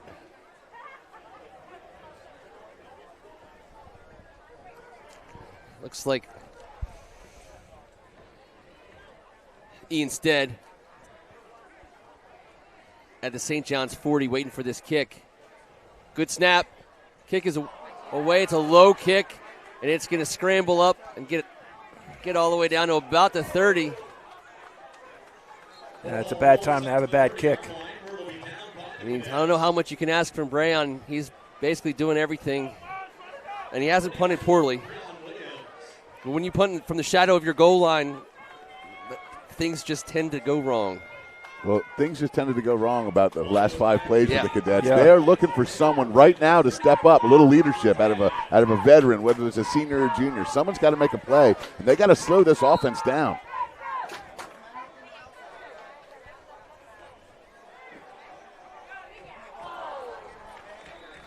Rayshawn Scott, the intended receiver, and that ball was catchable, but it was a bullet. They just have good timing on the outside. They have good timing between the quarterback and the receivers. It's almost like they're reading each other's mind. It's catch and throw. That ball is not sitting long in Samaj's hands. He's getting rid of it. Kincaid on the carry. Some positive yardage will bring up third and about 5, 3rd and 6. And this defense is looking for a stop. And we got a flag down. We're going to call motion. Illegal motion for he's saying he mishandled the foot. He's pointing at the football. It looks like they're calling on the left center. guard. But I think it was called on the left guard. Okay. I don't know. I just saw the ref pointing at the football in his explanation to the Roman Catholic offensive lineman, number 62. Okay. Well, that helps out the St. John's defense at least a little bit. I guess. Makes it a little harder, but as we've said, it doesn't matter what the down and distance is for this team. St. John's bringing the heat. And the ball is delivered despite the heat. Xavier Kincaid getting upfield. There's a flag down. It's on the far flat. Well, that's the pressure you want to start getting if you can. It looks like it's going to go against face mask or something. D'Lo Bowden with a big shot. This flag came out early. The flag was on the ground. It's going to be motion again. Now we've commented on the air. Now I don't know if that's what happened on this play. It was illegal. It had to be a legal shift because they would have called it dead if it was illegal motion. Well, they gave the motion signal, but we've been watching the motion receiver point himself upfield before the snap a couple times here, and I don't know if that's what that was or not. But now, St. John's may not have gotten to Samaj before he threw that, but I can guarantee you that hit, he's going to remember it. He will. That's what that pressure. He's a tough kid. He's taken a couple of those so far. 3rd and long. Flag down again. Samaj with a wide open receiver, and that's a catch. He's out of bounds. No catch. Now we'll see what the flag is. I don't even know who threw that. It came on the far side, and I'm not going to. I want to get a. It looks like a formation. It's a formation penalty. That's what the last one was. Same thing. Again. Yeah, they're doing it. I don't know if the if the wideout is checking with the referee on the outside or not, but they apparently don't have enough men up on the line of scrimmage. And this, by the way, this is a point of emphasis at every league from here all the way up to the NFL right now, getting guys on the line of scrimmage. We're seeing it. The NFL, they basically said, we're going to call penalty every single time if you guys don't do it right, especially when the offensive linemen aren't where they're supposed to be, because it's an advantage if you can back yourself up a little bit. 4th and 15. Samaj swings it out to Kincaid. He's got some room to run and some blockers, and he'll be dropped. It'll be a turnover on downs, and St. John's Cadets get a stop. Wow, I don't know about that one. I'd love to see my big guy take a shot downfield. He's been dropping laser dimes all over the field. Let him make a play here. Yeah, they tried to do a numbers game here and get some blockers out in front and pick up those yardages in chunks, but I'm with you. The way he's been throwing the ball today, I'd take a shot down the field. Well, that St. John's defensive line probably had one of their best drives of the game just now, and that might have factored a little bit into that play call. Well, it's one thing to stop them. All right, that in and of itself is a huge feat. Now St. John's has to find a way to turn this into something positive for them because they've been going backwards a little bit too much in the last 3 series. You know when you have a sophomore starter, there's going to be a few bumps in the road. Let's see. Yeah. When you got a guy and he thinks he's your guy, let's go find out what happens when your back's against it here. And I think I know what this guy's got. These are opportunities to really grow up as a quarterback. Braylon Williams out to the left. Woods looking right. He wanted it, and he's going to get dropped. That is Ball's a fumble. on the ground. There's a fumble. That was a fumble. Lazarius Toombs for Roman Catholic with the strip sack. He should have known on the first pump. Maybe bail on it and get out of there, but he pumped a second time. And just relentless pressure. They're finally going to get to you if you hold it too long. And Naeem Woods. There's one pump. I was talking to second pump. Reese Williams on the sidelines here. He wanted Reese Williams right away, and that was what the pump was. I think he didn't want to pump it. He wanted to throw it. And now the two of them are talking, trying to get on the same page. That's how you learn, though, as a young man. You're going to learn now. You're going to learn now. After the said it. first bump, you got to get upfield. You can't be hanging in there for too much longer. Especially with team speed like Roman Catholic has. Quick throw back. Samaj planted the back foot, and that ball was out. Now. We hope Boney's okay. Not Boney. Bowden. And he'll be okay. He hates, like, you know what, that he's going to have to come off for a play or two. I just hope these guys are all right. It's week one, man. That's right.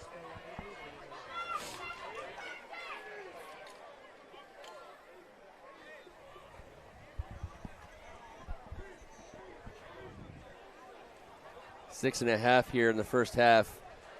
2nd and 10 for Roman Catholic, and keep an eye on D'Angelo.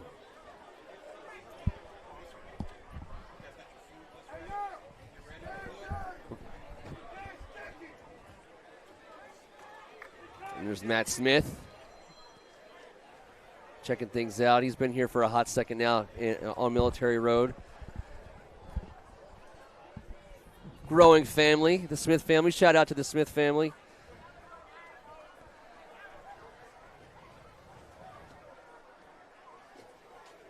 A breeze starting to come in. The flag's waving up there. I'll welcome that. Get this air moving around. Yeah, absolutely.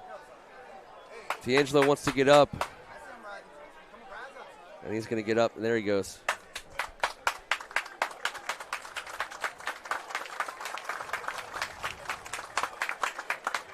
The 6'2", 225-pound senior. Heading to South Florida. Great to see him getting up off the turf.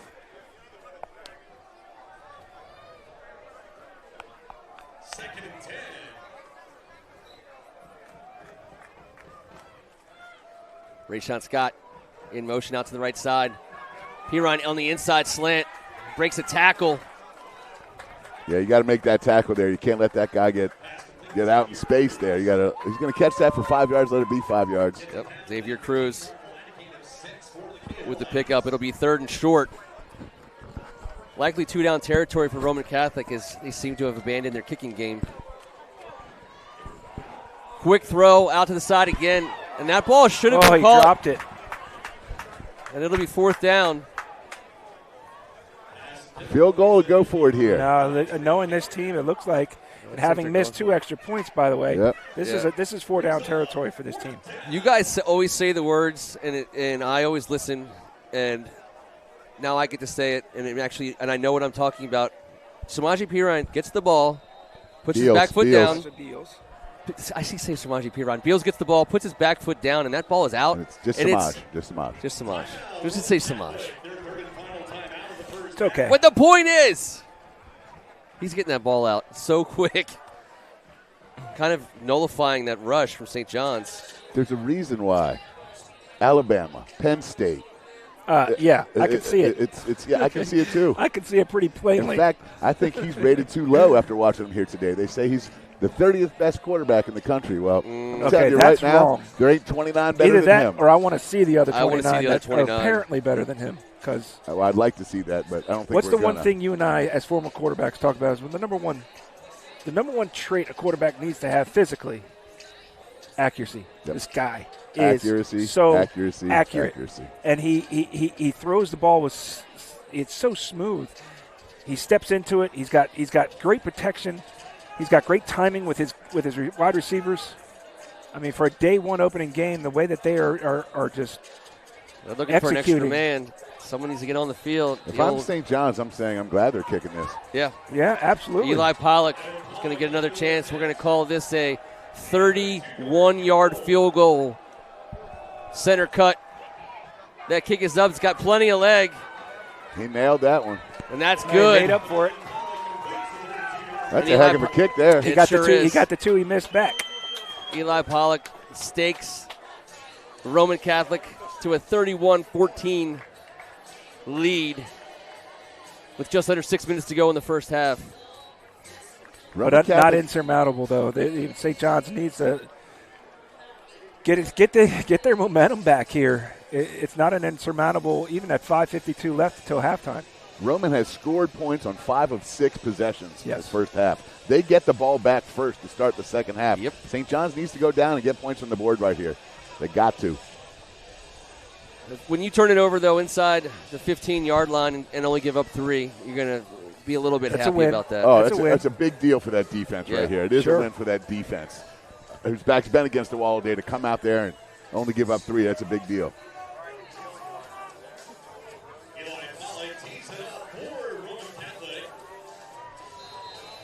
Eli Pollock with the kickoff here. Reese Williams deep. He's going to hit that little. I think they only have 10 guys on the field, guys, for St. John's. No, I'm wrong. It's definitely an It's 11. just math. There you go. Well, I was looking for Drew. Oh, no penalty on that. we got a guy, Chase Pankey. And if he can beat everyone in the end zone, he's got it. But William Felder chasing him down from Good behind, and we Lord. got a flag coming Going in to be at the a end of the horse play. collar. Going to add 15 on or halfway. But what a play by the senior Chase Pankey. Yeah. They Yeah. needed a big play from someone, and in specials, Chase Pankey, he's been great all day. He's got a touchdown reception. He's made both extra points, and now he's made another play on teams. We got St. John's Cadet down back to the left. But we were saying St. John's needed a play. They needed somebody to step up. No better time than on the kickoff and put your team right in striking position right away. Chase Pankey, man, he lost a little bit of steam here, but that's what happens when you run through the entire team picture. Something tells me the jumbo package is about to come in, fellas. This ball's going to stay on the ground. Look at big number 0 not giving up on this. Chase him down from behind.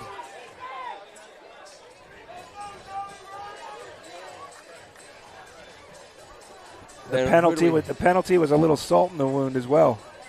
Rafferty Bankert attending to him down at the 25-yard line. But yeah, Kev, you said it. St. John's needs points right now. And Chase Pankey steps up and puts him in position to get those points. But when you leave Samaj 5 minutes, it's like He can score 3 it's like times. two. I can't. We're just sitting here looking at each other about. We've seen a lot of good football players on this field. We've been doing this since 2018. We've seen some major dudes. We've seen some pros. This guy right here is as good as anyone I've seen play this position in one half of football on this field. Highly impressed. I agree. Day-Day Tally Rhodes in the backfield. Drew Williams. Amir Wallace-Jones and Brayon Williams split out to the left. Wide side of the field. Naeem with the give inside. Tally Rhodes. There's nothing there in the middle of that They line. did a great job of plugging up that hole. It'll be 2nd and goal from just outside the 10-yard line. We were talking at the beginning of the game, St. John's was almost having their way with the edge. They have not tried to attack that edge again. I bet that they try to start attacking that edge again here soon. And you'd like to see Naeem get a little confidence here with putting the ball in the air in the red zone. If it's there, now Brayon's going to be the lone back. Also a good option to get the ball in his hands. And you can look at Felder. He's just hunting for a spot to attack from. Pitch to Brayon on the right side. He gets a load of steam, and he makes some guys miss, and they'll get knocked out of bounds at the 5-yard line. And they go right back to the edge. Yep. The old Lombardi. Sweep right. And it's 3rd and goal from outside the 5. The one thing we haven't seen yet is Naeem Woods in the run game, and he can. Yep. And he's athletic enough, and down here in the red zone, you got to spread these guys out a little bit. Well, I think he is doing a read. These are certainly reads he's making. He's just so far chosen because of the way that they've crashed, upfield to give it. Maybe he'll have an opportunity to pull it.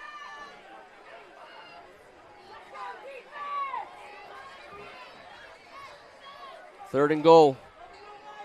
And also, we haven't seen him on the run. He's an incredible athlete out in the flank.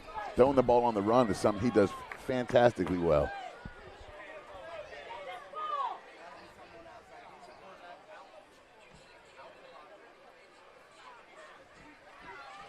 Williams cuts inside, and he did not want to cut in that early. I don't you can know, see Brandon yeah. Williams is saying, Did he have to? Outside. Did he have to? He wanted to get that outside. Looked like they were going to have it, but they had two blockers out there on the I'm outside. at a bad angle. I didn't see if the defender got upfield enough for him to have to turn it in.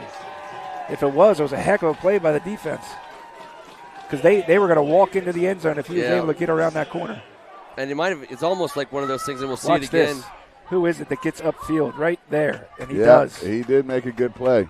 21. He's been making plays all day for them. That was JoJo DeLeese. And that's the pronunciation I was given before the game. I'm going to stick with it. 4th and goal. Got to get the ball to the end zone. Naeem to throw with time. And he overthrows Brayon. And it'll be a turnover on downs. With under 4 to go in the first half, Samaj will come back on the field. Number 9, Dejon Talley Rhodes. I think when he looks at the film, he's going to see that the H-backer tight end was wide open on the crossing right in the middle. Yeah.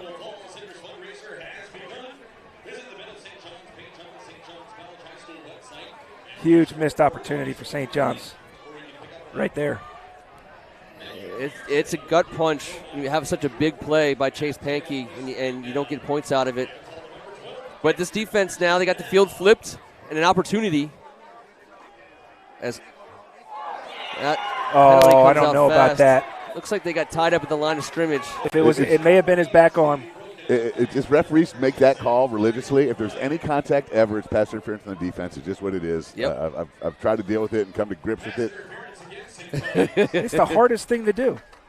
It is the hardest thing to do, be out on that island and be able to keep up. I thought he did a pretty good job there, but. Well, the most unfortunate part about that is now it walks Roman Catholic right out of the shadow of their own end And don't zone. get me wrong, it's called that way both ways, Yes. the wrong way. That's just what people seem to think has to be the rule.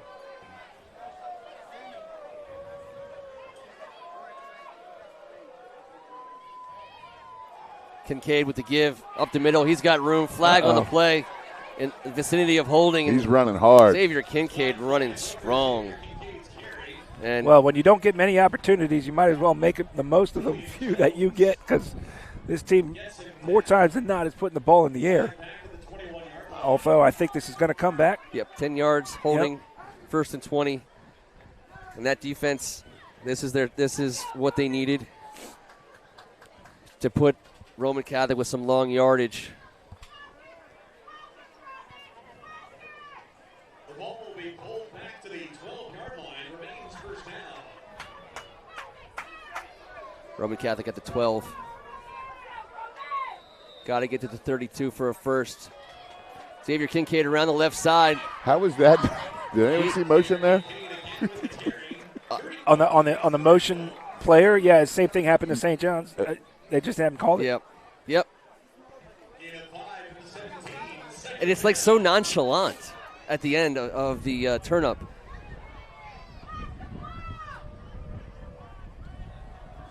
Tight formation. Play action. Boney. But the throw is on the money, Oh, my goodness. on the sidelines. Samaj is just killing it. Rolling out to the left to have the torque to spin your body around, to get those hips right, and the arms to put this on the money. And Look at watch, this. you got Tariq Boney, one of the nastiest edge rushers on the Eastern Coast. Look at that. Dime. That is a dime. It I mean, absolutely that's right is a between the dime. 1 and the 2. This guy's really putting a QB clinic on right now. Another man down who I can't see. Must be close to the sidelines here as they get folks up. But It's a cadet. I'll tell you what, that was the closest Boney got to bringing Samaj down. And Rashad Scott from all the way on the other side of the field catching the sideline ball.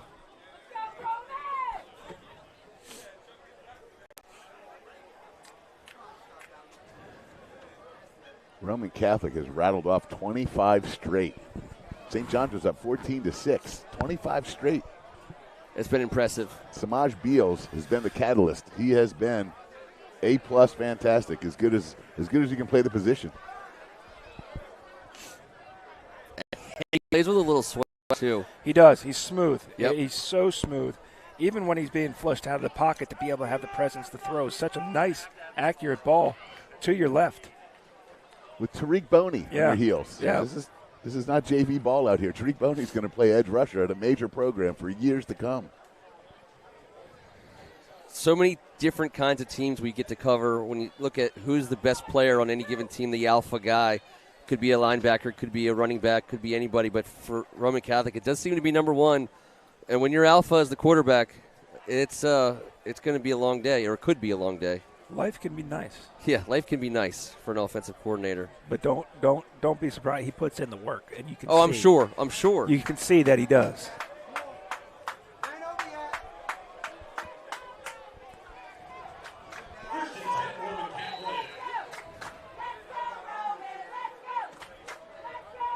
First down throw. Tyreek Boney's got him on the move again, and Samaj gets the corner. It gets positive yards. Now he's just running for his life there and still escapes and still gets positive yards. And we've seen he can take a hit. I'm not sure where the weakness is. They're getting right on the ball. 6-yard gain there for Samaj. 2nd and 4.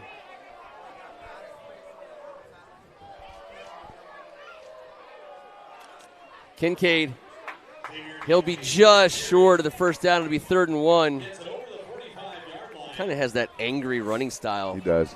Kind of pounds the ground with his legs and attacks people. Like Isaiah Pacheco, kind of. No timeouts left for Roman Catholic. Managing the clock.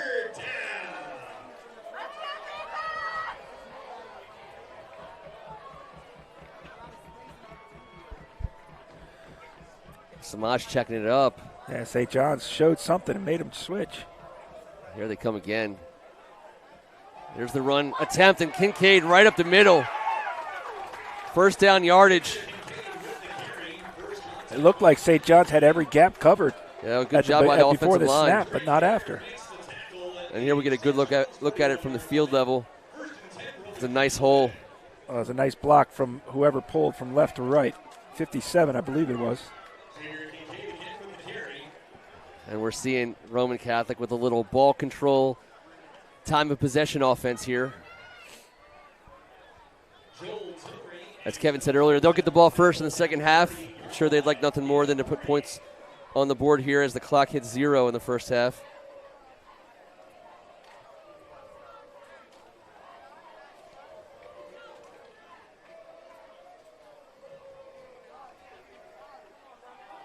Kincaid over the right side. He's finding room.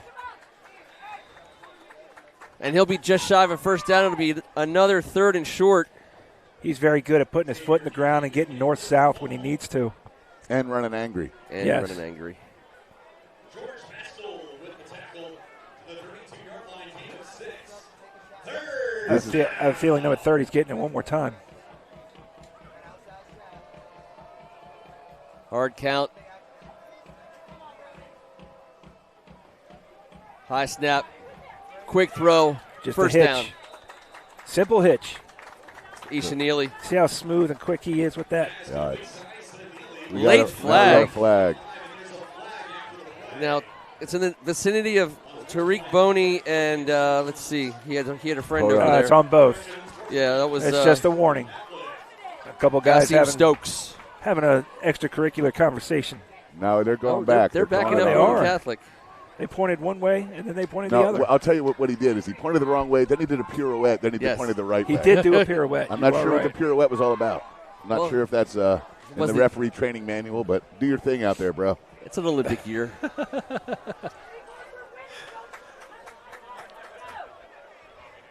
Now, they moved the chains. What's going on here? It should be 1st and 10. It was a first down. They got the first down. Dead ball. Yep. Pirouette. Okay.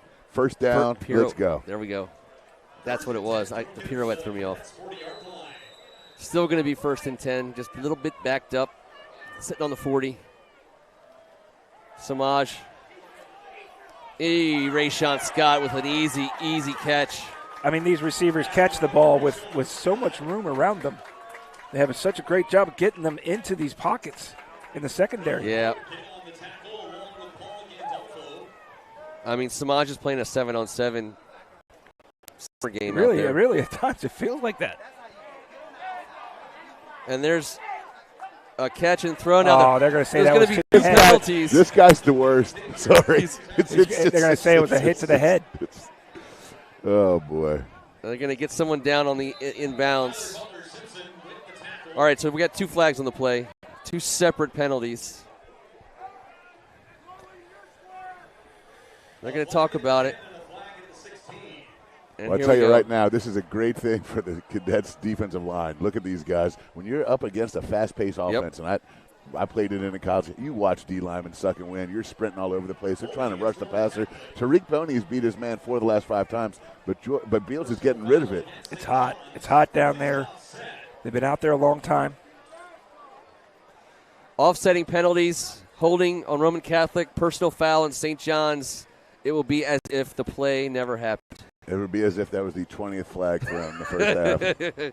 Man, just so you guys know, I've just sit next to Kevin for years now, and the one thing that always makes me the most comfortable was when referees start doing this, and I see Kevin just start getting just I don't like them. I know, and I don't like it either. It's hard for all of us. There's great ones, and I love those. Yes. The referee's mom's on mine, too. I know. I don't think they're watching, and if they are, then why don't you ever let your kid be a ref? And there was even an announcement before the game. If you guys heard, they were like, the referee association's looking for refs. And I was waiting. I was hoping you might have. There are some fantastic there officials in the area. They're just, and we get to see them, especially basketball and football. We get to see them all the time. Coach Pat Ward is on the field. He's wondering what's going on. Pat Ward is out there and he's showing the referee what he's been seeing. Oh, he's working it. Yep, he's working it. I think he'd be in agreement with me during this particular conversation. When it's like exhausting looking for you to reach and grab the flag, that's what I don't like. That's the body language I'm not looking for as a non-official.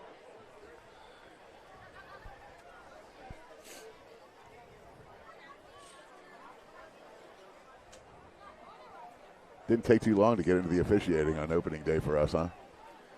Well, it happened organically. And well, we'll leave that one alone. That's good thought. Yep, I'll bottle that one. Well, we have not seen a turnover. We saw almost a turnover early in the game, but we have not seen a turnover yet. Well, we do have one. St. John's fumbled in the red zone, in their own end. Oh, they did. Yes. On this, yes.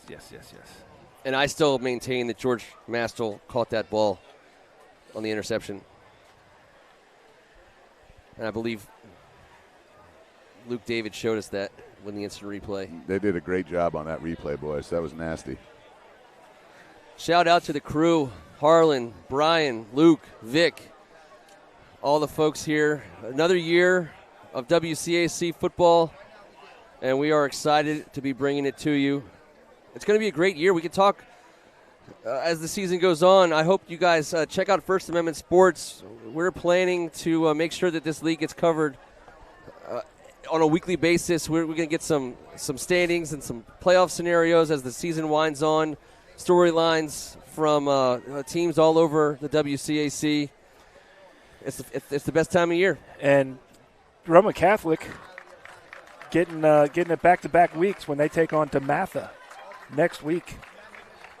Roman Catholic taking on 2 of the WCAC behemoths in the first 2 weeks. I mean, that's Denzel, right? That's tough. That is tough scheduling right there. Tyler Simpson, a little shooken up here. Like we said, the young sophomore with some major offers. That's a big hit to a secondary. Well, that's the problem. That's the problem I have with the flag, and I could be mistaken. But what I thought I saw, because he got hurt on the play, and he kind of fell in to the runner. He wasn't trying to hit the runner helmet to helmet. I think he fell into it, and then the guy reaches for the flag. I thought it was pretty obvious what happened. Sun comes out. Kincaid out to the right. Samaj looking left. Quick throw. I'll tell you what, that referee was in perfect coverage for that slant.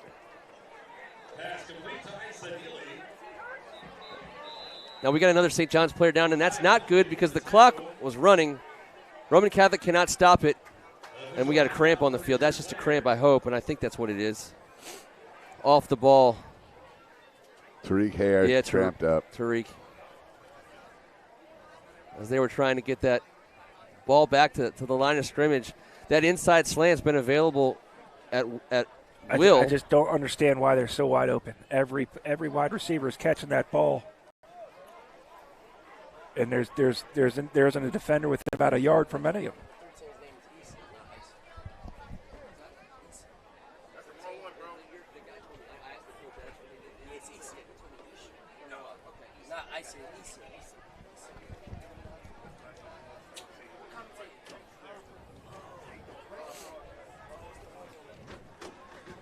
I guess another mom called. No, it was no. You're right. You're right. He's talking about the announcer at the booth. Oh. Sometimes I get mistaken. I was going to say. I was like, Kevin was got in trouble. It was. I was like, it can't be me. But yeah, no, it's the announcer up top, not us. I think it's Jared. We're missing Curtis this weekend. I hope you're having a good time at the family wedding, Curtis. We know you'll be back on the mics here on Military Road next week and for the rest of the season. Curtis Cross, DJ. You know when he's here, he can start getting some nice Earth, Wind, and Fire, some nice Tribe Called Quest. We could use some of that right now. The guy knows how to spin them. We're on pace for a 5-hour game here. Yes, so we are. I wouldn't mind a few tunes. And it doesn't, like, the hotter it is, the longer the games get.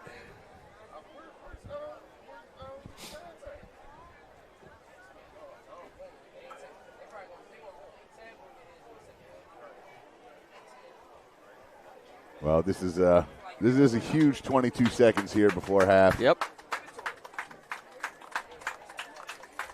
And Hare making his way to the sidelines under his own power. That's what we like to see. And Roman Catholic is set up, and they are ready to go. That clock will stop. We'll start on the whistle. 2nd and 2. No timeouts left. And these inside slants have been killing St. John's. Let's see if they go for it again. Xavier Cruz in the right slot. Samaj pushed out to his right, throws back across his body. Now that ball got all the way to Rayshon Scott through two defenders. Nice play, 35. Yep. First dangerous play he's had all game, throwing it kind of across and back into the inside on his rollout to the right. It's dangerous when you got defenders coming in. Is that Christian in Slade? Pursuit. That was a number 11 who knocked it down.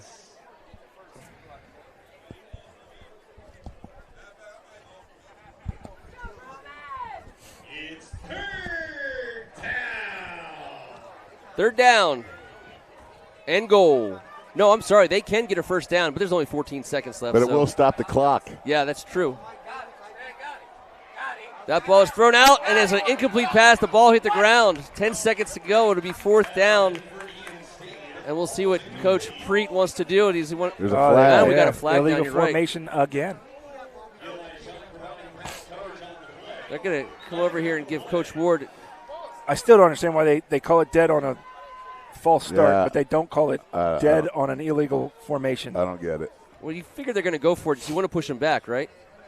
10 seconds to go. Make them get the yards. In some, I may be overthinking it. When an offense is throwing the ball like this, you don't want to give them more room. It's harder to throw it in a smaller, shorter area. Oh, nope. I thought they were going to do that they too. They have pushed them back. They're going to push them back 5 yards. Also, you have to think about the field goal possibility. They did kick one last time. But also to Kevin's point, a 1 yard gain stops the clock. Now at least you got to make them get 5 or 6 yards. Stop the clock, then you can kill it, then you can bring out. Yeah. So it'll be 3rd down. Kincaid out to the left. Samaj getting thrown. That ball's on the ground, and he picks it up, and he's still running. He throws it. Oh, my gosh. And it's a touchdown. Can this guy be stopped?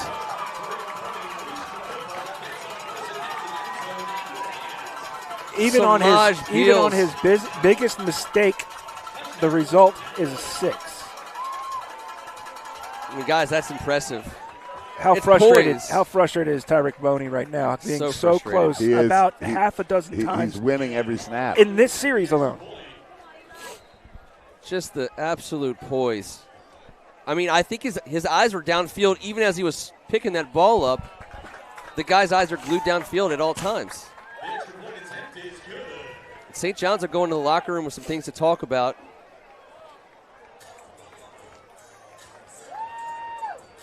I think, seriously, St. John's offense needs to find more success on first down. That not being able to get your momentum going from the start has really kind of put them behind the chains, and they haven't been able to find the rhythm that they had in those first two series where they were pretty much doing whatever they wanted, especially in the running game. A lot of football to play.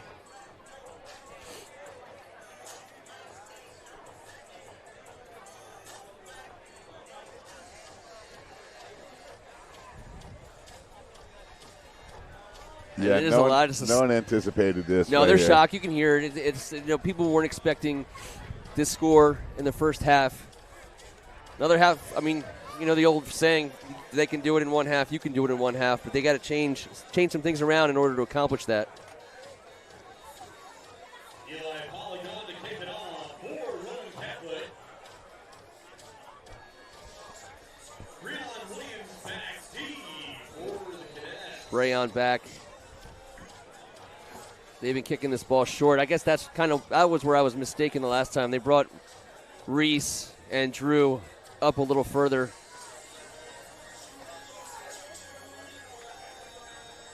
Chase Pankey looking for another chance.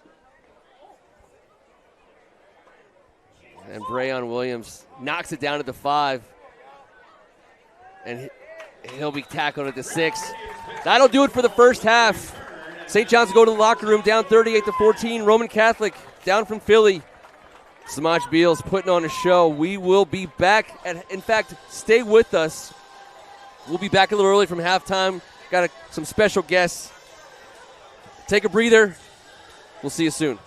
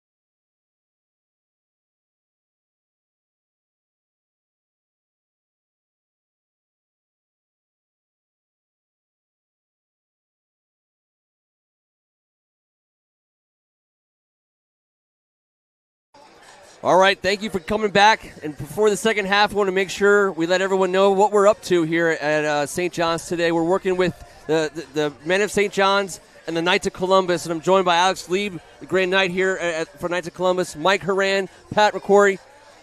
Listen, guys, thank you so much for the service you're doing. Alex, I'm going to start with you. Tell us a little bit about the food drive we got going and how we're doing it. Well, the food drives, we started basically around 4 to 5 years ago, and we started small at the Rock Creek Council, like in our parking lot and out front, and we just realized we weren't getting a lot of traction there, so we started looking at the grocery stores in the area.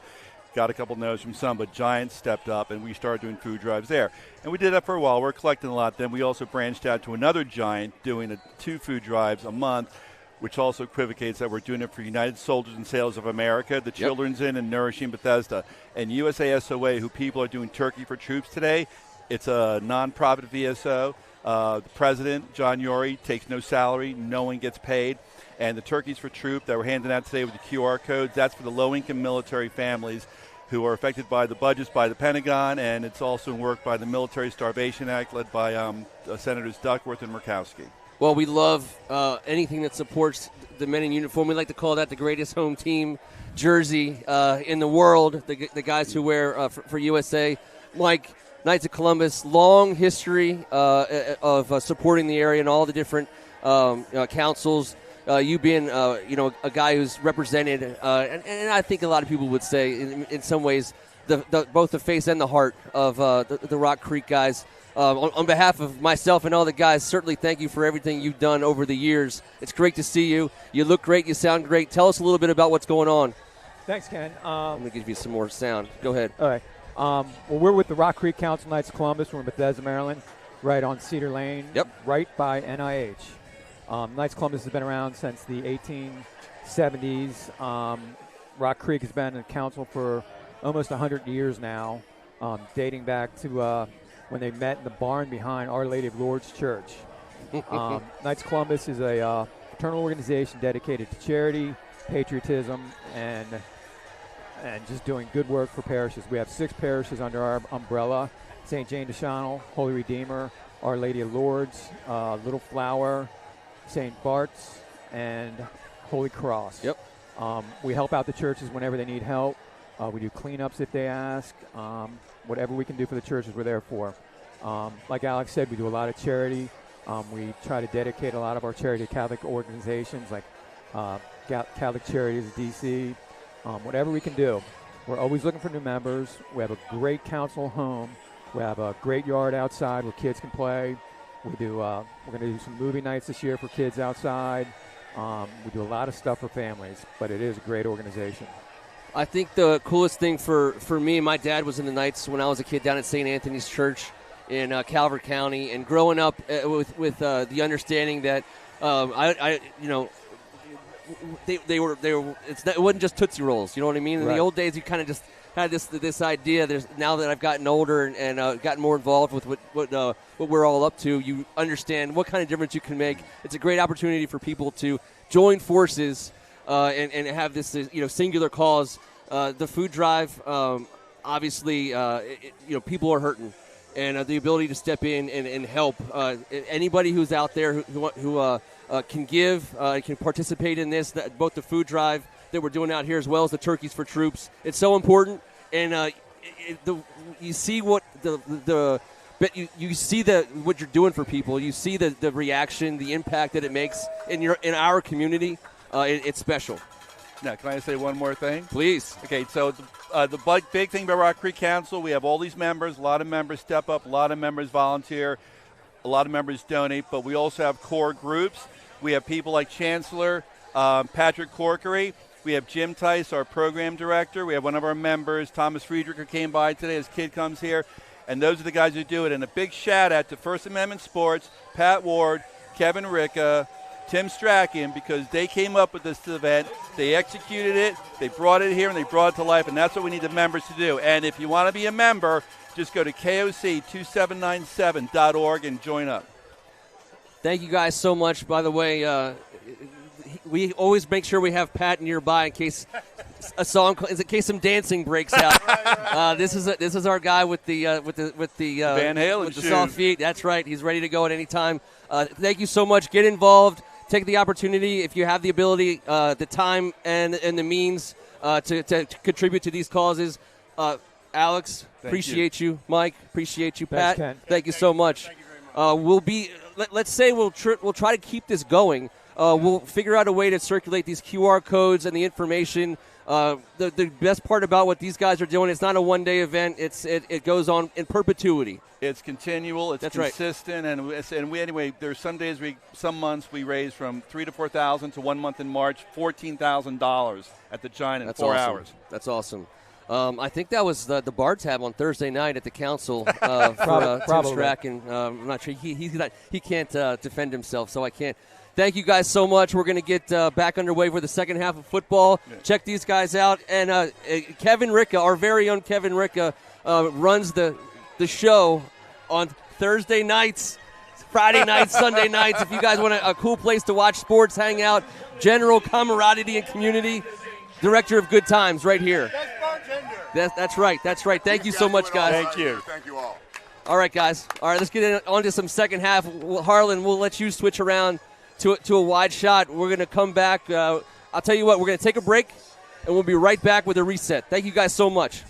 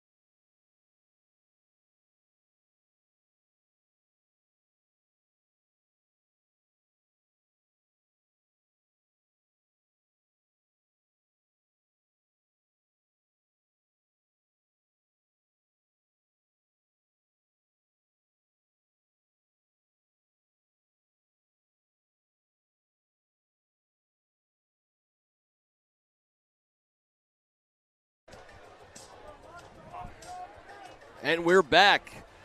The second half of action. Obviously, we're so appreciative of those fine gentlemen from the Knights of Columbus.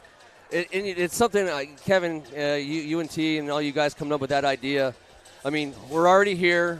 There's so many people here that do so much good work, pulling resources and getting money and food for those in need, and especially the programs for the troops. I mean, that just hits home for so many people in this audience. Well, I couldn't agree more. Shout out to everyone in the lounge watching right now. Pat Ward came to me and said, I want to do something charitable week one. I want to do it every week, by the way, and do what we can do out there. Do you know anybody? I said, I know two guys, Alex and Patrick. Alex Lieber, Pat Corkery. Those guys are out devoting their time, giving of themselves every week doing this for others, and I was very impressed that they jumped on it, and I'm not surprised at all that they came in here and did what they did today. Just incredible guys looking out for everyone else out here, and you got to love it.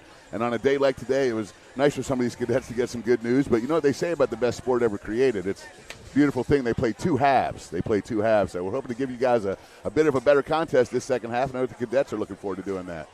It feels like we've played 3 halves already. A little bit of a long game, but we're going to get over that. We got 2 12-minute quarters to go. Score's a little lopsided after 2 frames. We'll see what the St. John's Cadets have in store for Roman Catholic coming out of the locker room. Roman Catholic will get the ball first, and we get ready for a kickoff here. We'll talk a little bit about the action in the first half, but I think you can boil it all down. Samaj Beals. He's pretty good. Samaj Beals. And his numbers are we're gonna need some more ink for the pen over here because he is just filling up the stat sheet right now. His accuracy, like T talked about, it's unparalleled. It's crazy. He's making these throws so accurately from different body angles, under duress from number 7, Tariq Boney, who's been next to him in the backfield all day long. Yep. Just a fraction of a second away. Kick is away. Fielded inside the 20. Roman Catholic's got a head of steam. That's Isa Neely. You don't want to start with your defense already with their back against the wall to open up the second half. Defensively, I think St. John's got to become a little bit more aggressive. Yes, you can become more aggressive and get caught with a quarterback like Beal, but I think you got to just try to put all the pressure. There's nothing else you're going to lose now, and you got to put some man-to-man on the outside and see if you can't get to him before, or at least make it hard for him to throw the football. That sounds so scary, T. It is. It's a double-edged sword. First down handoff, Xavier Kincaid. Nice hit. Number 99. Ray Urquia, the sophomore space eater, and a big hit come flying in. I believe that was number 31 with the hit. There we go. Brings up 2nd and 5.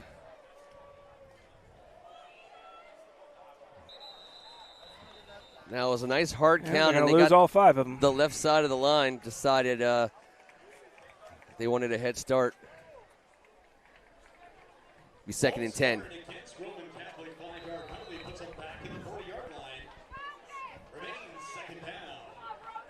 Neely, Rayshawn Scott, Stead, the receivers on the field, Kincaid in the backfield with Samaj. And now they're rolling with a little H-back action. Looks like it might be a man free. Sean Zakruski, and that good throw, fight. And he caught it. How wow. did he catch that? How did he catch that? I don't know, but I think we're going to get a good look at it because we got a camera that had that. Look at this. Here we go. He's looking that way the whole time. Quick throw. I mean, that's pretty good. Better than most, as they say. The timing, it's just. Samasha throw. And I believe that's Stead, number 12, with the catch. Jimmy Egan on the tackle. Get another look at it, and again, and right off the line of scrimmage, Stead's helmet's turned, looking for the ball, and it gets there quick. 1st and 10 in the red zone. Kincaid is met by Joel Tillery, the 6-foot sophomore. Looks like we got another cramp. Timeout on the field. And that's Hare. Tariq Harry at the end of the first half. Two-way like player. He got dinged up a little bit, and he's three-way player as the punter. No, that's Tariq. Yeah, you're talking. Oh, okay. Tariq Hare is been battling some cramps. That was Tariq. Yeah, it's. Two-way players have it tough in the heat like this. You just don't get a break.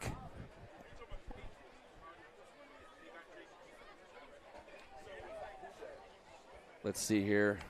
Yeah, they're working on him. It'll be 2nd and about 7.5, 8 yards here in the red zone as Roman Catholic's offense has proven to be rather unstoppable. I don't believe they've punted yet. They've gone for it a couple times on 4th down, but they've been very successful at moving the ball. I think we had a turnover on downs there at the end of the first half, and that's about it. And the thing about this Roman Catholic team, again,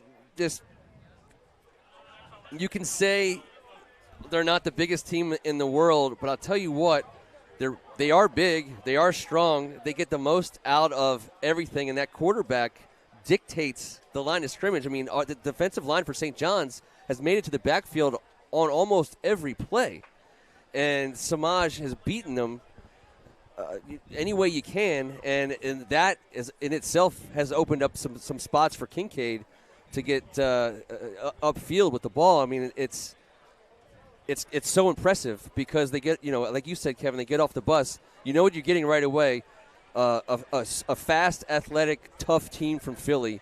And don't look at sizes and weights with a program like Coach Preet is putting on the field. Yeah, and they're not tiny. They're not tiny. They're just not huge. That's right. They're not like some of the teams you've seen come in here, but they're tough as nails. They're well coached. They're very fast, and they have a superstar quarterback. Those are a lot of great boxes to check when you're looking to put a program on First Amendment Sports on opening day weekend.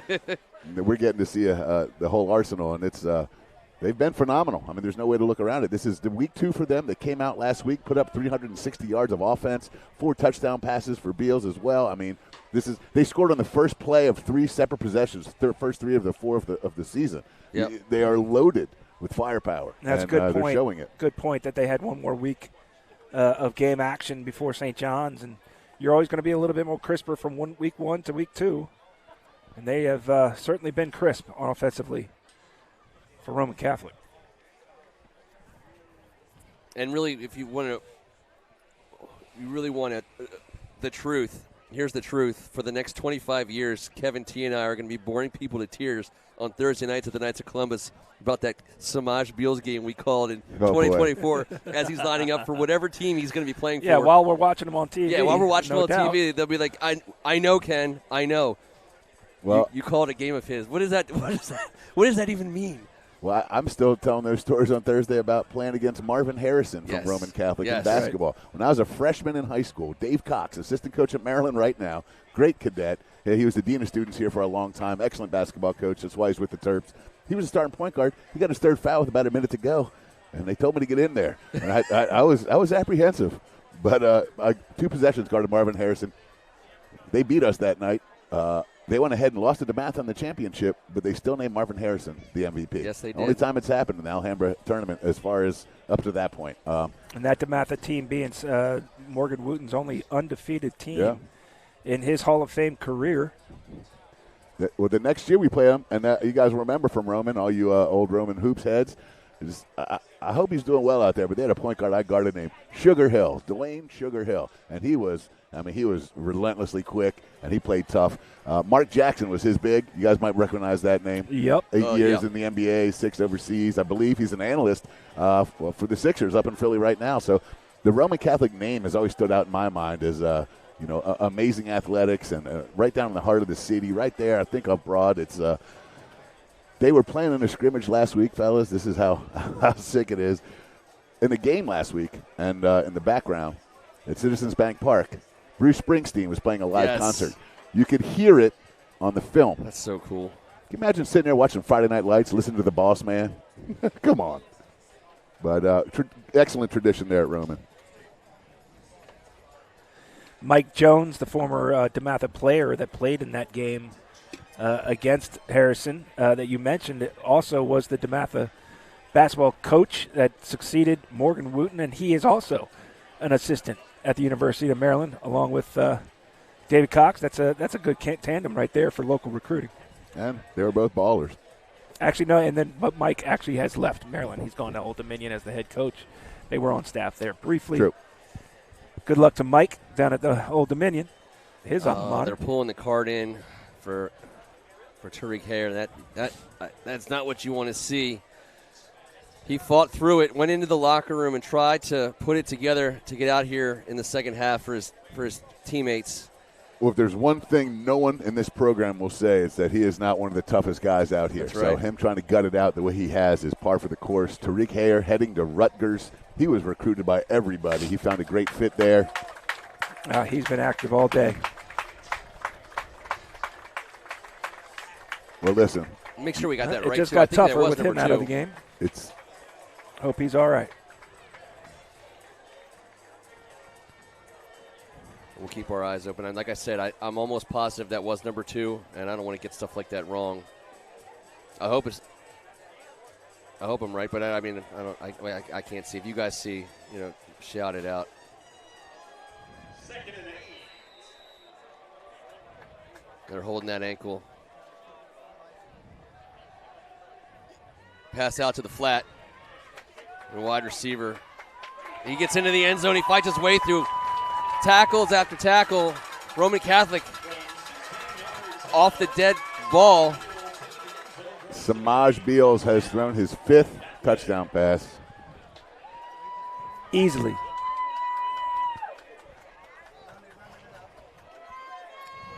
Issa Neely with another great play. He's had himself a game as well.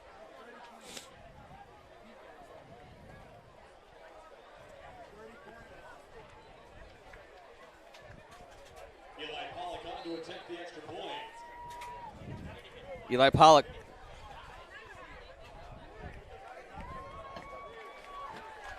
And he connects on the extra point. 45-14 here in the third quarter on Military Road.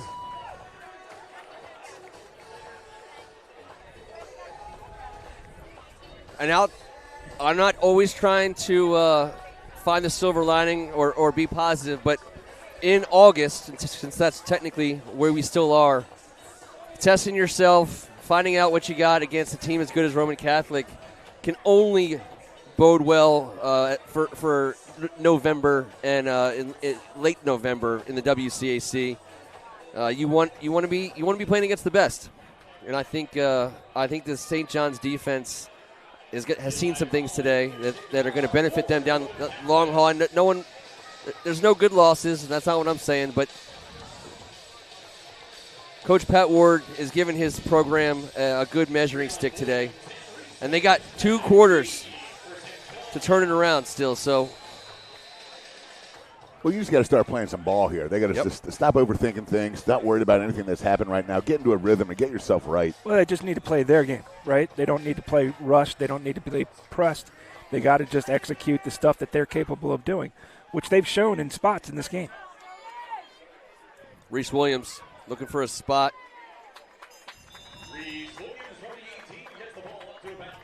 35-yard line is where they'll take over.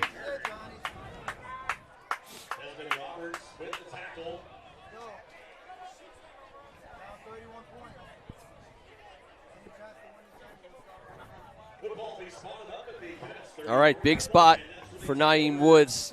And an opportunity to change the script here. Kai Connolly racing onto the field. He's been all over on both sides of the ball. Yes, he has. And he goes in motion. Quick throw out to Brayon. He's got some blockers. He makes some guys miss, and he's on the sidelines. Jailbreak screen. Jailbreak screen. It's totally against nature the way that it develops, but you take it, you go inside, and then you bust it out. Well executed by St. John's. Well executed by Jordan Harrison. He gets down on the block, and look, you got a guy like that getting upfield, making a play for you. He's taking care of 2. Good tackle by Lewis Gaddy. Instead, he'll get off the field under his own power. Great first down play. You feel good. You got that momentum behind you now. You got that first pass down as a young quarterback that gives you a little bit more confidence. High percentage throw.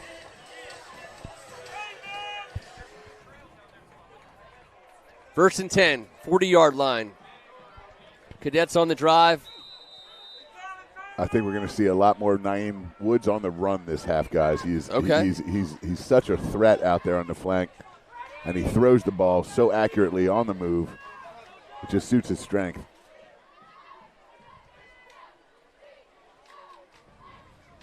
Williams out wide left. Naeem looking to throw. He's brought down for a sack as he was looking for a few extra seconds to throw. Roman Catholic also getting good pressure from their JoJo defensive front. DeLeese. 7-yard loss would be 2nd and 17.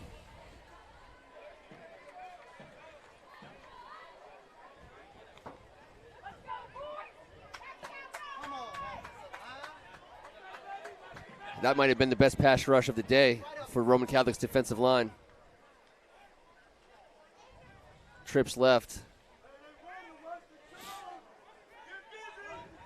Quick throw. Nope. It'll be Day over the right side. And he gets a burst. First down, late flag at the end. They're going to get a horse collar tackle. Yeah, they got that one right. St. John's will take anything they can get at this point. Keep moving those chains. But you hate to see a guy get horse collared. And Day is going back on the field. Look, little Gimpio, he's fine. All right. Got that hood. Jordan Harrison goes hard, and he's not doing anything but playing everything he can do. Yeah. That last play right there shows what a player he is.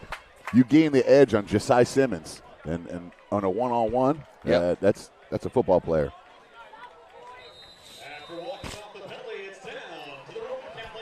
St. John's knocking on the door of the red zone here. Just over 8 minutes to go in the third quarter.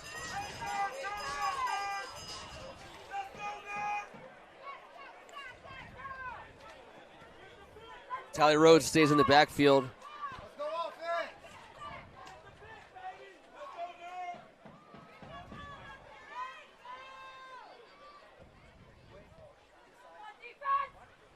And that's who gets the carry. Day changes course. He's looking for a way around that left side. And he can't get there. Another Lazarius Toombs. And he's had himself a day.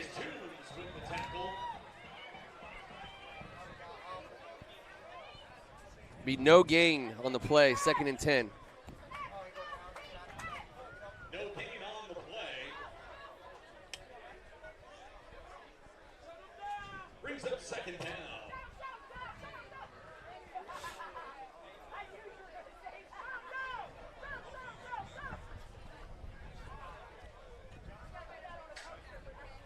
And as an update, it was Tariq Boney, not Tariq Hare. And that's my fault. I thought it was a 2, it was a 7. And he's been tended to the whole time. We're watching him. They're tending to that cramp. But just for the families to know, that's who that was. High snap over Drew Williams' head. It's back to the 50-yard line. And he's going to hop on it. And that is a huge loss of field position. It's been an unfortunate story for St. John's offensively. Just too many miscues. And now Drew Williams is slow getting up, but he's going to get up.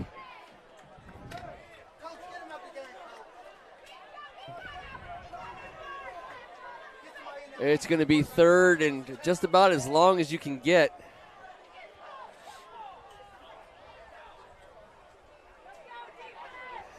And that turns a promising drive into less than promising.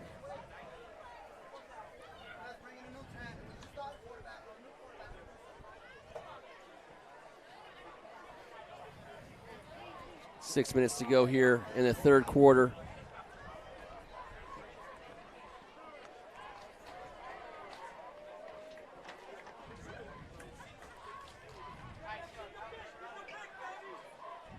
Amir Wallace-Jones, Brayon Williams, and Reese Williams spread out to the right on the wide side of the field. Hard count by Naeem Woods. Wallace-Jones miscommunicating with the quarterback there. It'll be a timeout by the Cadets, and a little bit of frustration on the field. And not surprisingly, you're down, guys. It's hot.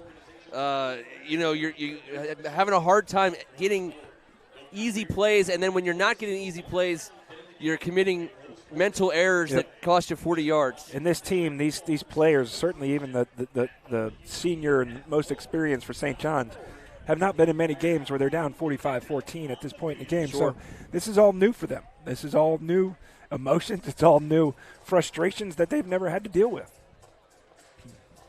And as a young team growing up, they got to figure this out. That's right. part of the journey here. You got 6 senior starters, and you know what? This is part of it. Hey, they get up. They're up in this game. They're up 14-6, and that was 39 points ago. This is a juggernaut offense. There's no doubt about it. There's 5 or 6 senior receivers. There's a quarterback that is as good as anybody in the country. I'm not going to sit here but I'm saying he's going to be as good as anybody.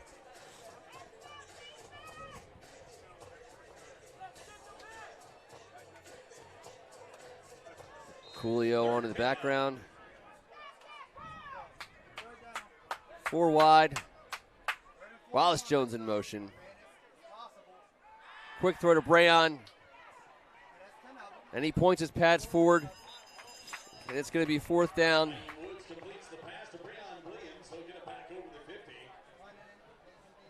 We'll see what they got. Looks like specials are coming onto the field. You don't want to put a short field for a guy that's been able to throw a touchdown or get huge chunk yardage anywhere on the field. You want to push him back as much as possible.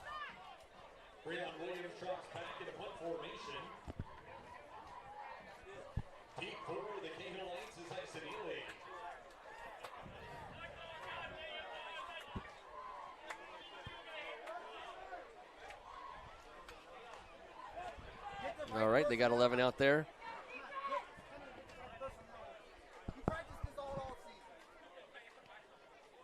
Nice high punt, good hang time. St. John's bounce. Good job by Brayon Williams, flipping the field. He's a very good football player. He is. He's done his job well today, and he'll be as much of the reason that we're here on much more celebratory Saturday afternoons as he already has been in previous Saturday afternoons. And as you said, Kev, this is a big opportunity to do some finding out. And I know the coaches are going to be looking for it, not just today, but when they get to practice and they get in the film room and you start talking about accountability and what you got to do to change this thing and what needs to be done differently, you want to find that out. And they're going to do it early this season. Samaj goes to pass. A nice little delay route. Rayshon Scott. He's got room. He's being chased down. Julian Jones dives. Rayshon Scott. Effort. And I'll tell you what, that was as much effort as you can have. That was a deep play, but once again, that St. John's defense finds itself looking at the backside of these senior wide receivers from Philly.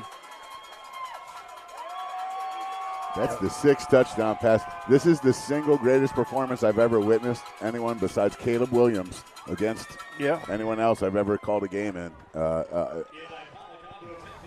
And that was a smooth route and pass. That, by the way, if you watch that route, which I'm sure we'll get to see again as Eli Pollock goes for the extra point, and that's up and good. But you watch that pass pattern, that's 2 guys who are on not just the same page, but like the same word on the same page.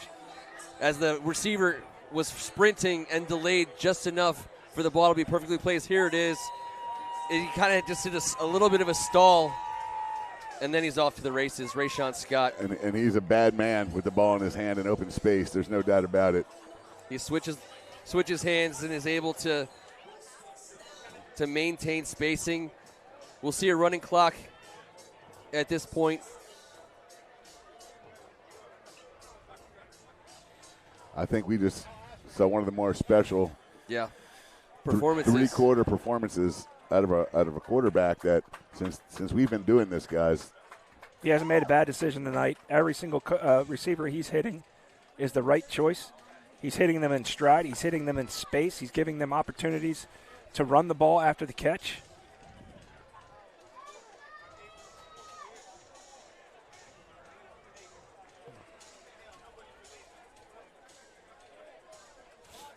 Now this young offense needs to just use this opportunity to get better. Get better as a team against a good team that's held you, and really you got to just stop your own mistakes. They don't have those mistakes. They can keep the momentum that they had in those first 2 drives where we saw they were extremely successful to start this game off.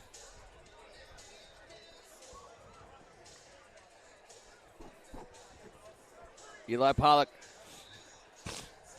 will kick it off. Reese Williams, Chase Pankey, back deep. The ball is squibbed. It'll be fielded by Pankey at the 20. And they're going to call it dead. He didn't go down. He didn't go down. I'm not sure why they blew that whistle. I'm not sure either. Unless it was a safety because he was fumbling with the ball and he gets hit. I don't know. I've never heard that rule. We've seen the ball get squibbed. Well, we'll get an explanation on that. No, he won't. That's true. No, we won't. We got a holding call, too? Oh, there you go.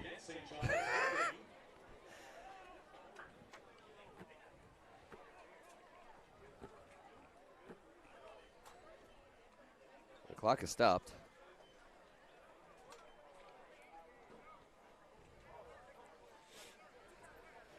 St. John's will take over on the 10-yard line. Just under 2 minutes to go here in the third quarter. Naeem Woods.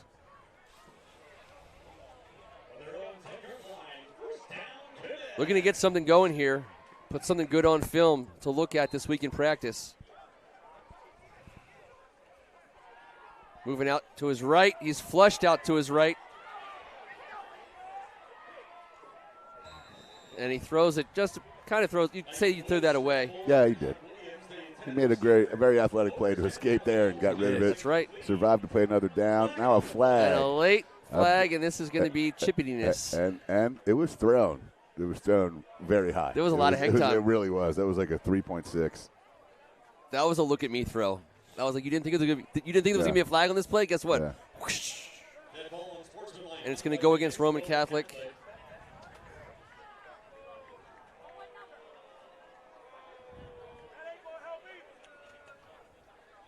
We'll see if Coach Preet sends. He looks like they're getting some guys on the field that maybe haven't played a lot so far in this game. As William Felder steps off the field. You don't take him off the field unless you're planning on giving the rest of the day off, because number 0, he's a baller. I would never take him off the field ever if I was coaching him. Ever. He is all of it. He is going to have a heck of a college career. He is a real football player. I mean, he's over doing push-ups, and there he is on the. You get the great work by the camera guys. The guy's over there doing burpees and squats. I don't think he's ready to be done in this game. You don't put number 0 on unless you already know you're somebody that's going to be a factor on the field. And Cookie, proven that. Cookie, worth the price of admission. And that'll be it for the third quarter. We're going to switch directions and make the long walk. And the fourth quarter will be underway here momentarily. And, we'll do what we do, guys. We're going to tip our hat to the boys from Philly, making the long trip down here. They are who we thought they were, and good on them. At the end of August, bringing down this offense and these players, and St. John's will be better for having played against them. And they got 12 minutes to get something down. Best passing offense, best quarterback I've seen in 5 years. Yeah. This kid is a superstar. Out of these senior receivers, you got speed everywhere. The design, Coach Preet.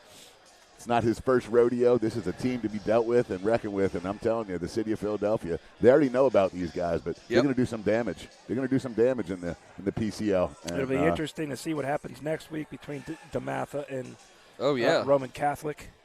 Sure will. As we got a quarterback warming up. Looks like Coach Preet is going to give Samaj the rest of the day off. Jameel Hawkins, the freshman quarterback, looks like he's going to get some snaps here for the Cahillites.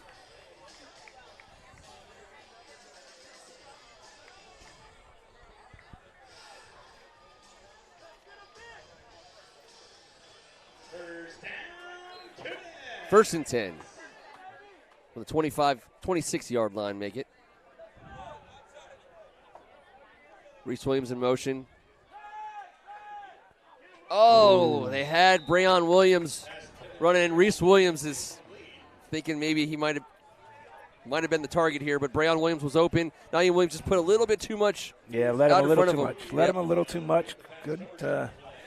I don't know if people understand how hard that is, a pass to the sidelines like that. Certainly the screens are a little bit more because it's just not normal. It's You got hard to to put get it right on a body with speed or with tempo. It's a weird angle. If you're Yeah, off a little bit, is. it's hard for the running back to catch it.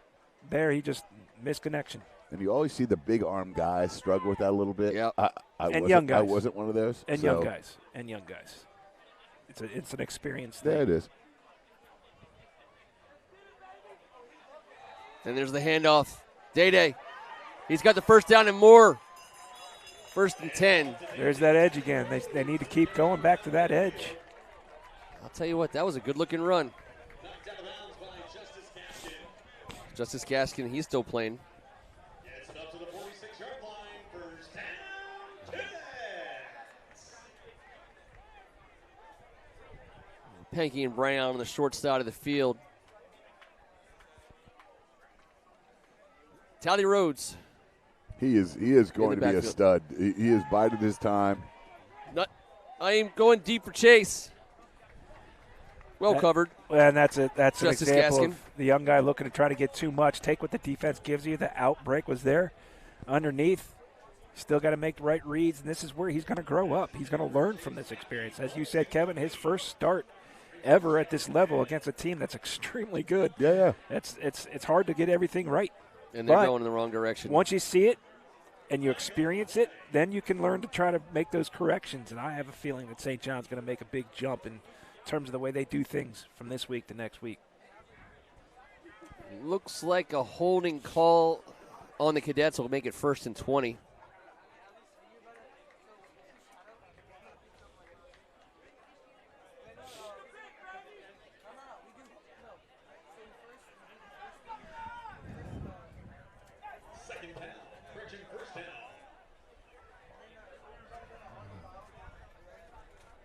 Handoff. Tally Rhodes. He's running hard here in the 4th quarter. A little chippiness there on the Cadet sidelines, but you got to expect that.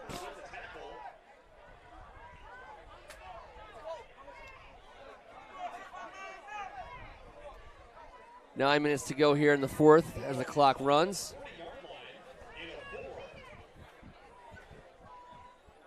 Take your time, sir.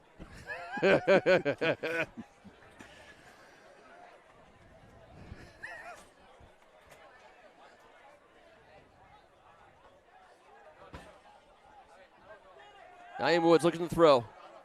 Delivers the ball outside. That'll be a loss of about 4 or 5 yards.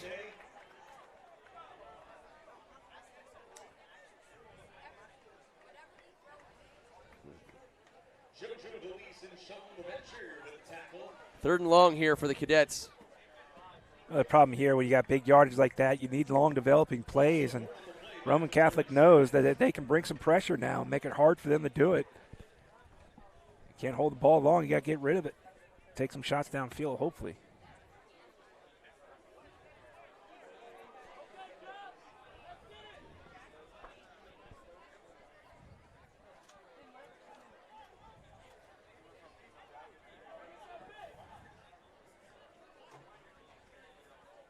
Naeem looking to throw. He's going deep. Amir Wallace-Jones. He's got his man beat. And he hauls it in.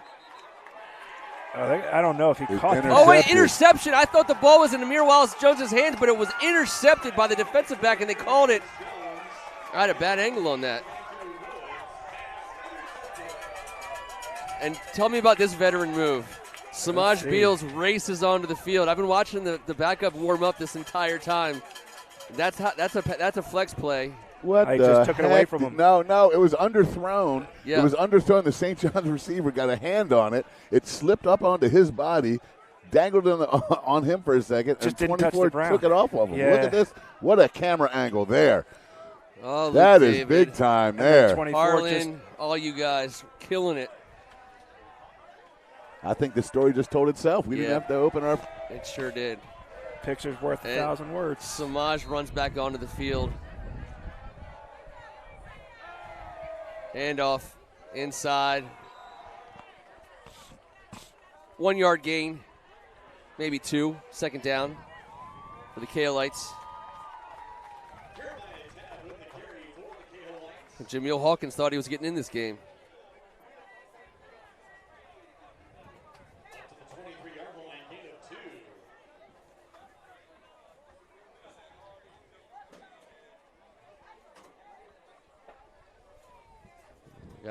I don't know what's happening here.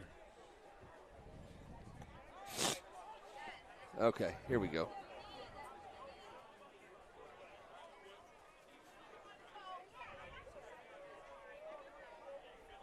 Quick throw outside. Great play. Yes, it was. Defensively. 31. That was big time. Issa Neely with another catch, but this time That was a great football play. for He negative took yards of outside defense. pressure. He took outside leverage. Look at him pushing up the field. Doesn't allow him to get out, and then with a defender on him, able to bring him down, along with a little help from his friends. Yeah.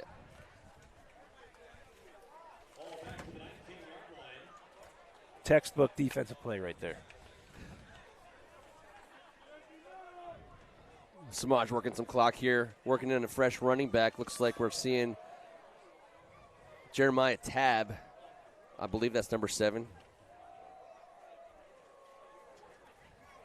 And he'll be content to work the clock, 3rd and long, hand off up the middle. Tabb brought down. It'll be 4th down. I don't know what Samaj is looking for here. He's talking to the ref.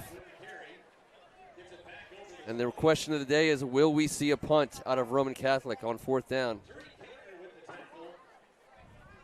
And all signs point to no at this moment, unless Samaj is going to punt it himself. Well, I'm sure he can. I'm sure he can. That's right. Thank God he can't call P for K with that howitzer of his. Sheesh. I think we're going to get a little timeout here. Bring out the punt team. I mean, you got to practice it, I guess, although I don't think Coach Preet's too worried about his punt team being in midseason form just quite yet. Punter for Roman Catholic might be an easier job this year than most. All right, so the timeout doesn't stop the clock? Oh, there we go. I'm wondering the same thing. Like, that's a pretty... By definition, I'm so confused.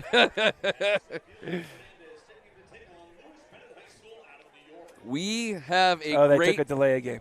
Oh, I Looks like see. they're going to walk it off, maybe. We got a great season in store they for called a everybody. timeout. Oh, they did. We'll be back here next week as the St. John's Cadets host another team from out of town. Lewis Bennett from Buffalo. There you go. And then we'll be here the week after that. Carroll High School versus St. John's, a 1,000-year-old rivalry. That's right. It's going to be a great 3-week period. And we love Carroll. They are an institution in the WCAC, the Archdiocese of Washington. They are a mainstay, and some of our brothers have matriculated there and coached there. And our new commissioner is a Carroll guy. So we look forward to that matchup. I believe St. John's has a bye week after that, and I believe they're on their way out of town, maybe to Texas. As Stead gets a punt, that's going to take a nice little Roman Catholic hop. Carroll waiting for them to get back to those days of Marvin Graves and Jamal Williams and guys that were just unbelievable football players, and it created great rivalries within this WCAC conference. All right, we're going to get a flag late. They probably could have called 10 flags there, but the referee didn't want to call a flag, but he felt compelled at the end. It's going to go against Roman Catholic on sportsmanlike.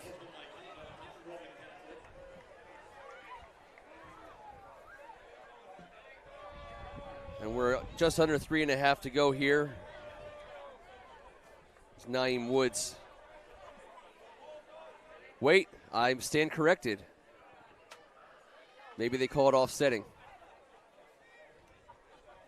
Nope, I stand recorrected. They're going to walk it off. Stop second-guessing yourself all the time over Hey, here, what can I Meringolo. say? I'm trying. It's your first week, too. My first week, too. 1st and 10. 35-yard line. It will be a good feeling They can find pay dirt here. They got a nice one-on-one on the outside with Reese Williams. Let's see if they take that. Actually, it looks like they're one-on-one on both sides. And they got motion, brings them off. Another flag. It looked like across the plane. Can they get back, or is any movement on the defense a flag? I think if you cross the line, you have encroached That in high seems school. neutral to me, but all right. 1st and 5. Wide receiver still singled up. Rayon moving out to the right. Reese one-on-one. They're going deep for him. He's in the back of the end zone, and he'll catch it for a touchdown in St. John's. It's a beautiful ball. It is. And I'm telling you right now, Reese Williams, someone, just watch this one game and tell me that he's not a scholarship player. You're nuts. Woods needs It's to. a tough defensive assignment to single up on Reese Williams, and he showed you why on that play. He's been tough as nails all day. Woods needs to bank that one. Just remember what it felt like, how it looked. Yes. That's a grown-up play right there. He has the capability of doing it. Now he's just got to find a way to do it in rhythm and with more frequency. Beautiful throw, T. You're Absolutely. right. That came off the fingertips. Gorgeous. That release, it's perfect. He just needs to do it a lot. And guess who's done it a lot is a guy named Samaj. Yeah. He is just, you can just tell he's got that experience in his ability. And Woods can get there. You know, eventually he's a young guy. He's his first start. 100%.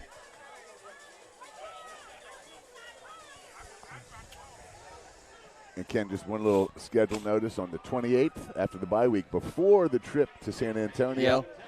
Mike Hunter. Oh, Friendship. How did I forget about Friendship? Forget about Magic Mike Hunter. Oh, man. That's going to be so much fun. The Friendship Collegiate Academy comes to St. John's on the 28th of September. Chase Pankey, 3 for 3 today. He's been fantastic on the specials. I'm hearing Friendship Collegiate has a heck of a ball club this year. They're Oh, yeah, they do. It's going to be a tough one. And the best part about it is we got the best seats in the house. Unfortunately, others have to listen to us, but that's just collateral damage. Hey.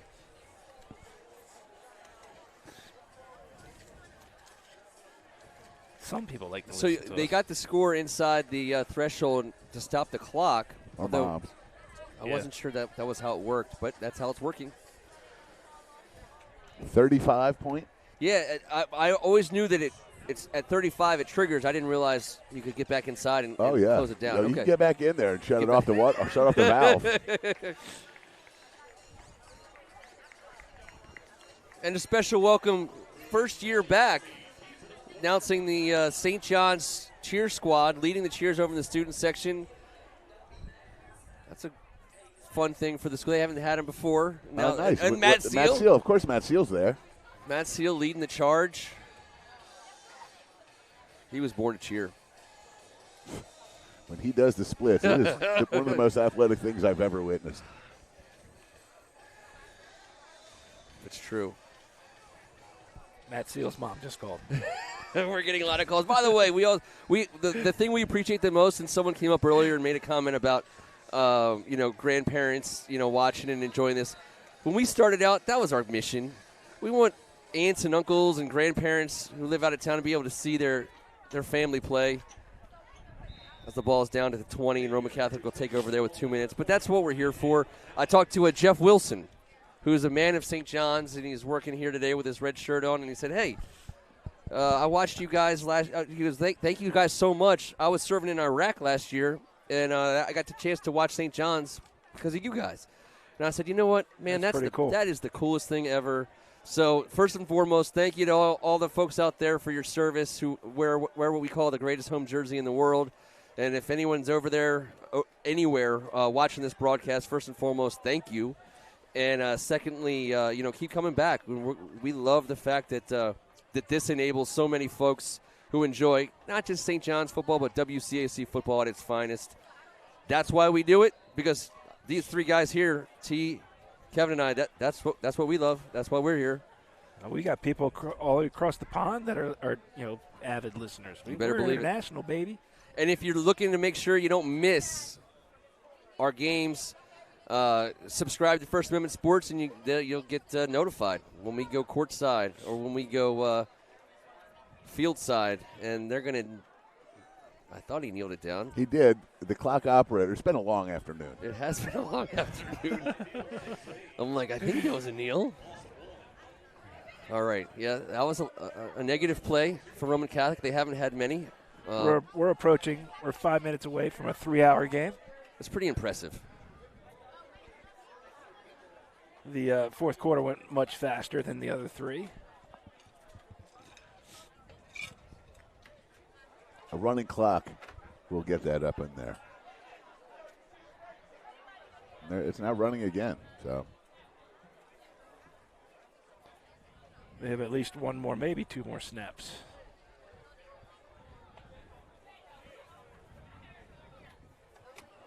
It would be a cool rule if you could just, in a 31-point game, just be like, we're good, we're good. We're good. We're good, we're good, good. So to those Roman Catholic fans that are watching, please Yes. stay with us. We're going to talk about Samaj Yes. all year long. We're going to look forward to watching rest where of my he life. goes from after next year, because he's only a junior. That's right. And, some of the other players that we've seen here today, and we welcomed you to the community and hope to see you again. For you PCL fans and Roman Catholic Cahillites, our first broadcast was Caleb Williams throwing a 70-yard Hail Mary to win the championship game. That was our first night on the sticks together. 3 friends from Kensington, and that's what we were treated with. So Yep. we might have a little rabbit's foot. And I'm going to tell you right now, Samaj is on the level. Yes, and I'm so apologetic to the Beals family for my dumb brain saying Samaj P. Ryan. He's going to get in front of that line with a game ball in his hand and lead his team in a sportsman handshake. He was awesome. Behind Coach Preet. And I'll tell you what, we are fans for life. Fans for life. That'll do it for Military Road in the season opener. The St. John's Cadets didn't go the way they wanted today, but we will be back next week, and they'll take another opportunity as Coach Pat Ward will regroup with the Cadet faithful on behalf of Kevin Ricca and Tim Strachan. I'm Ken Meringolo. Thank you so much for being with us today. We'll see you next week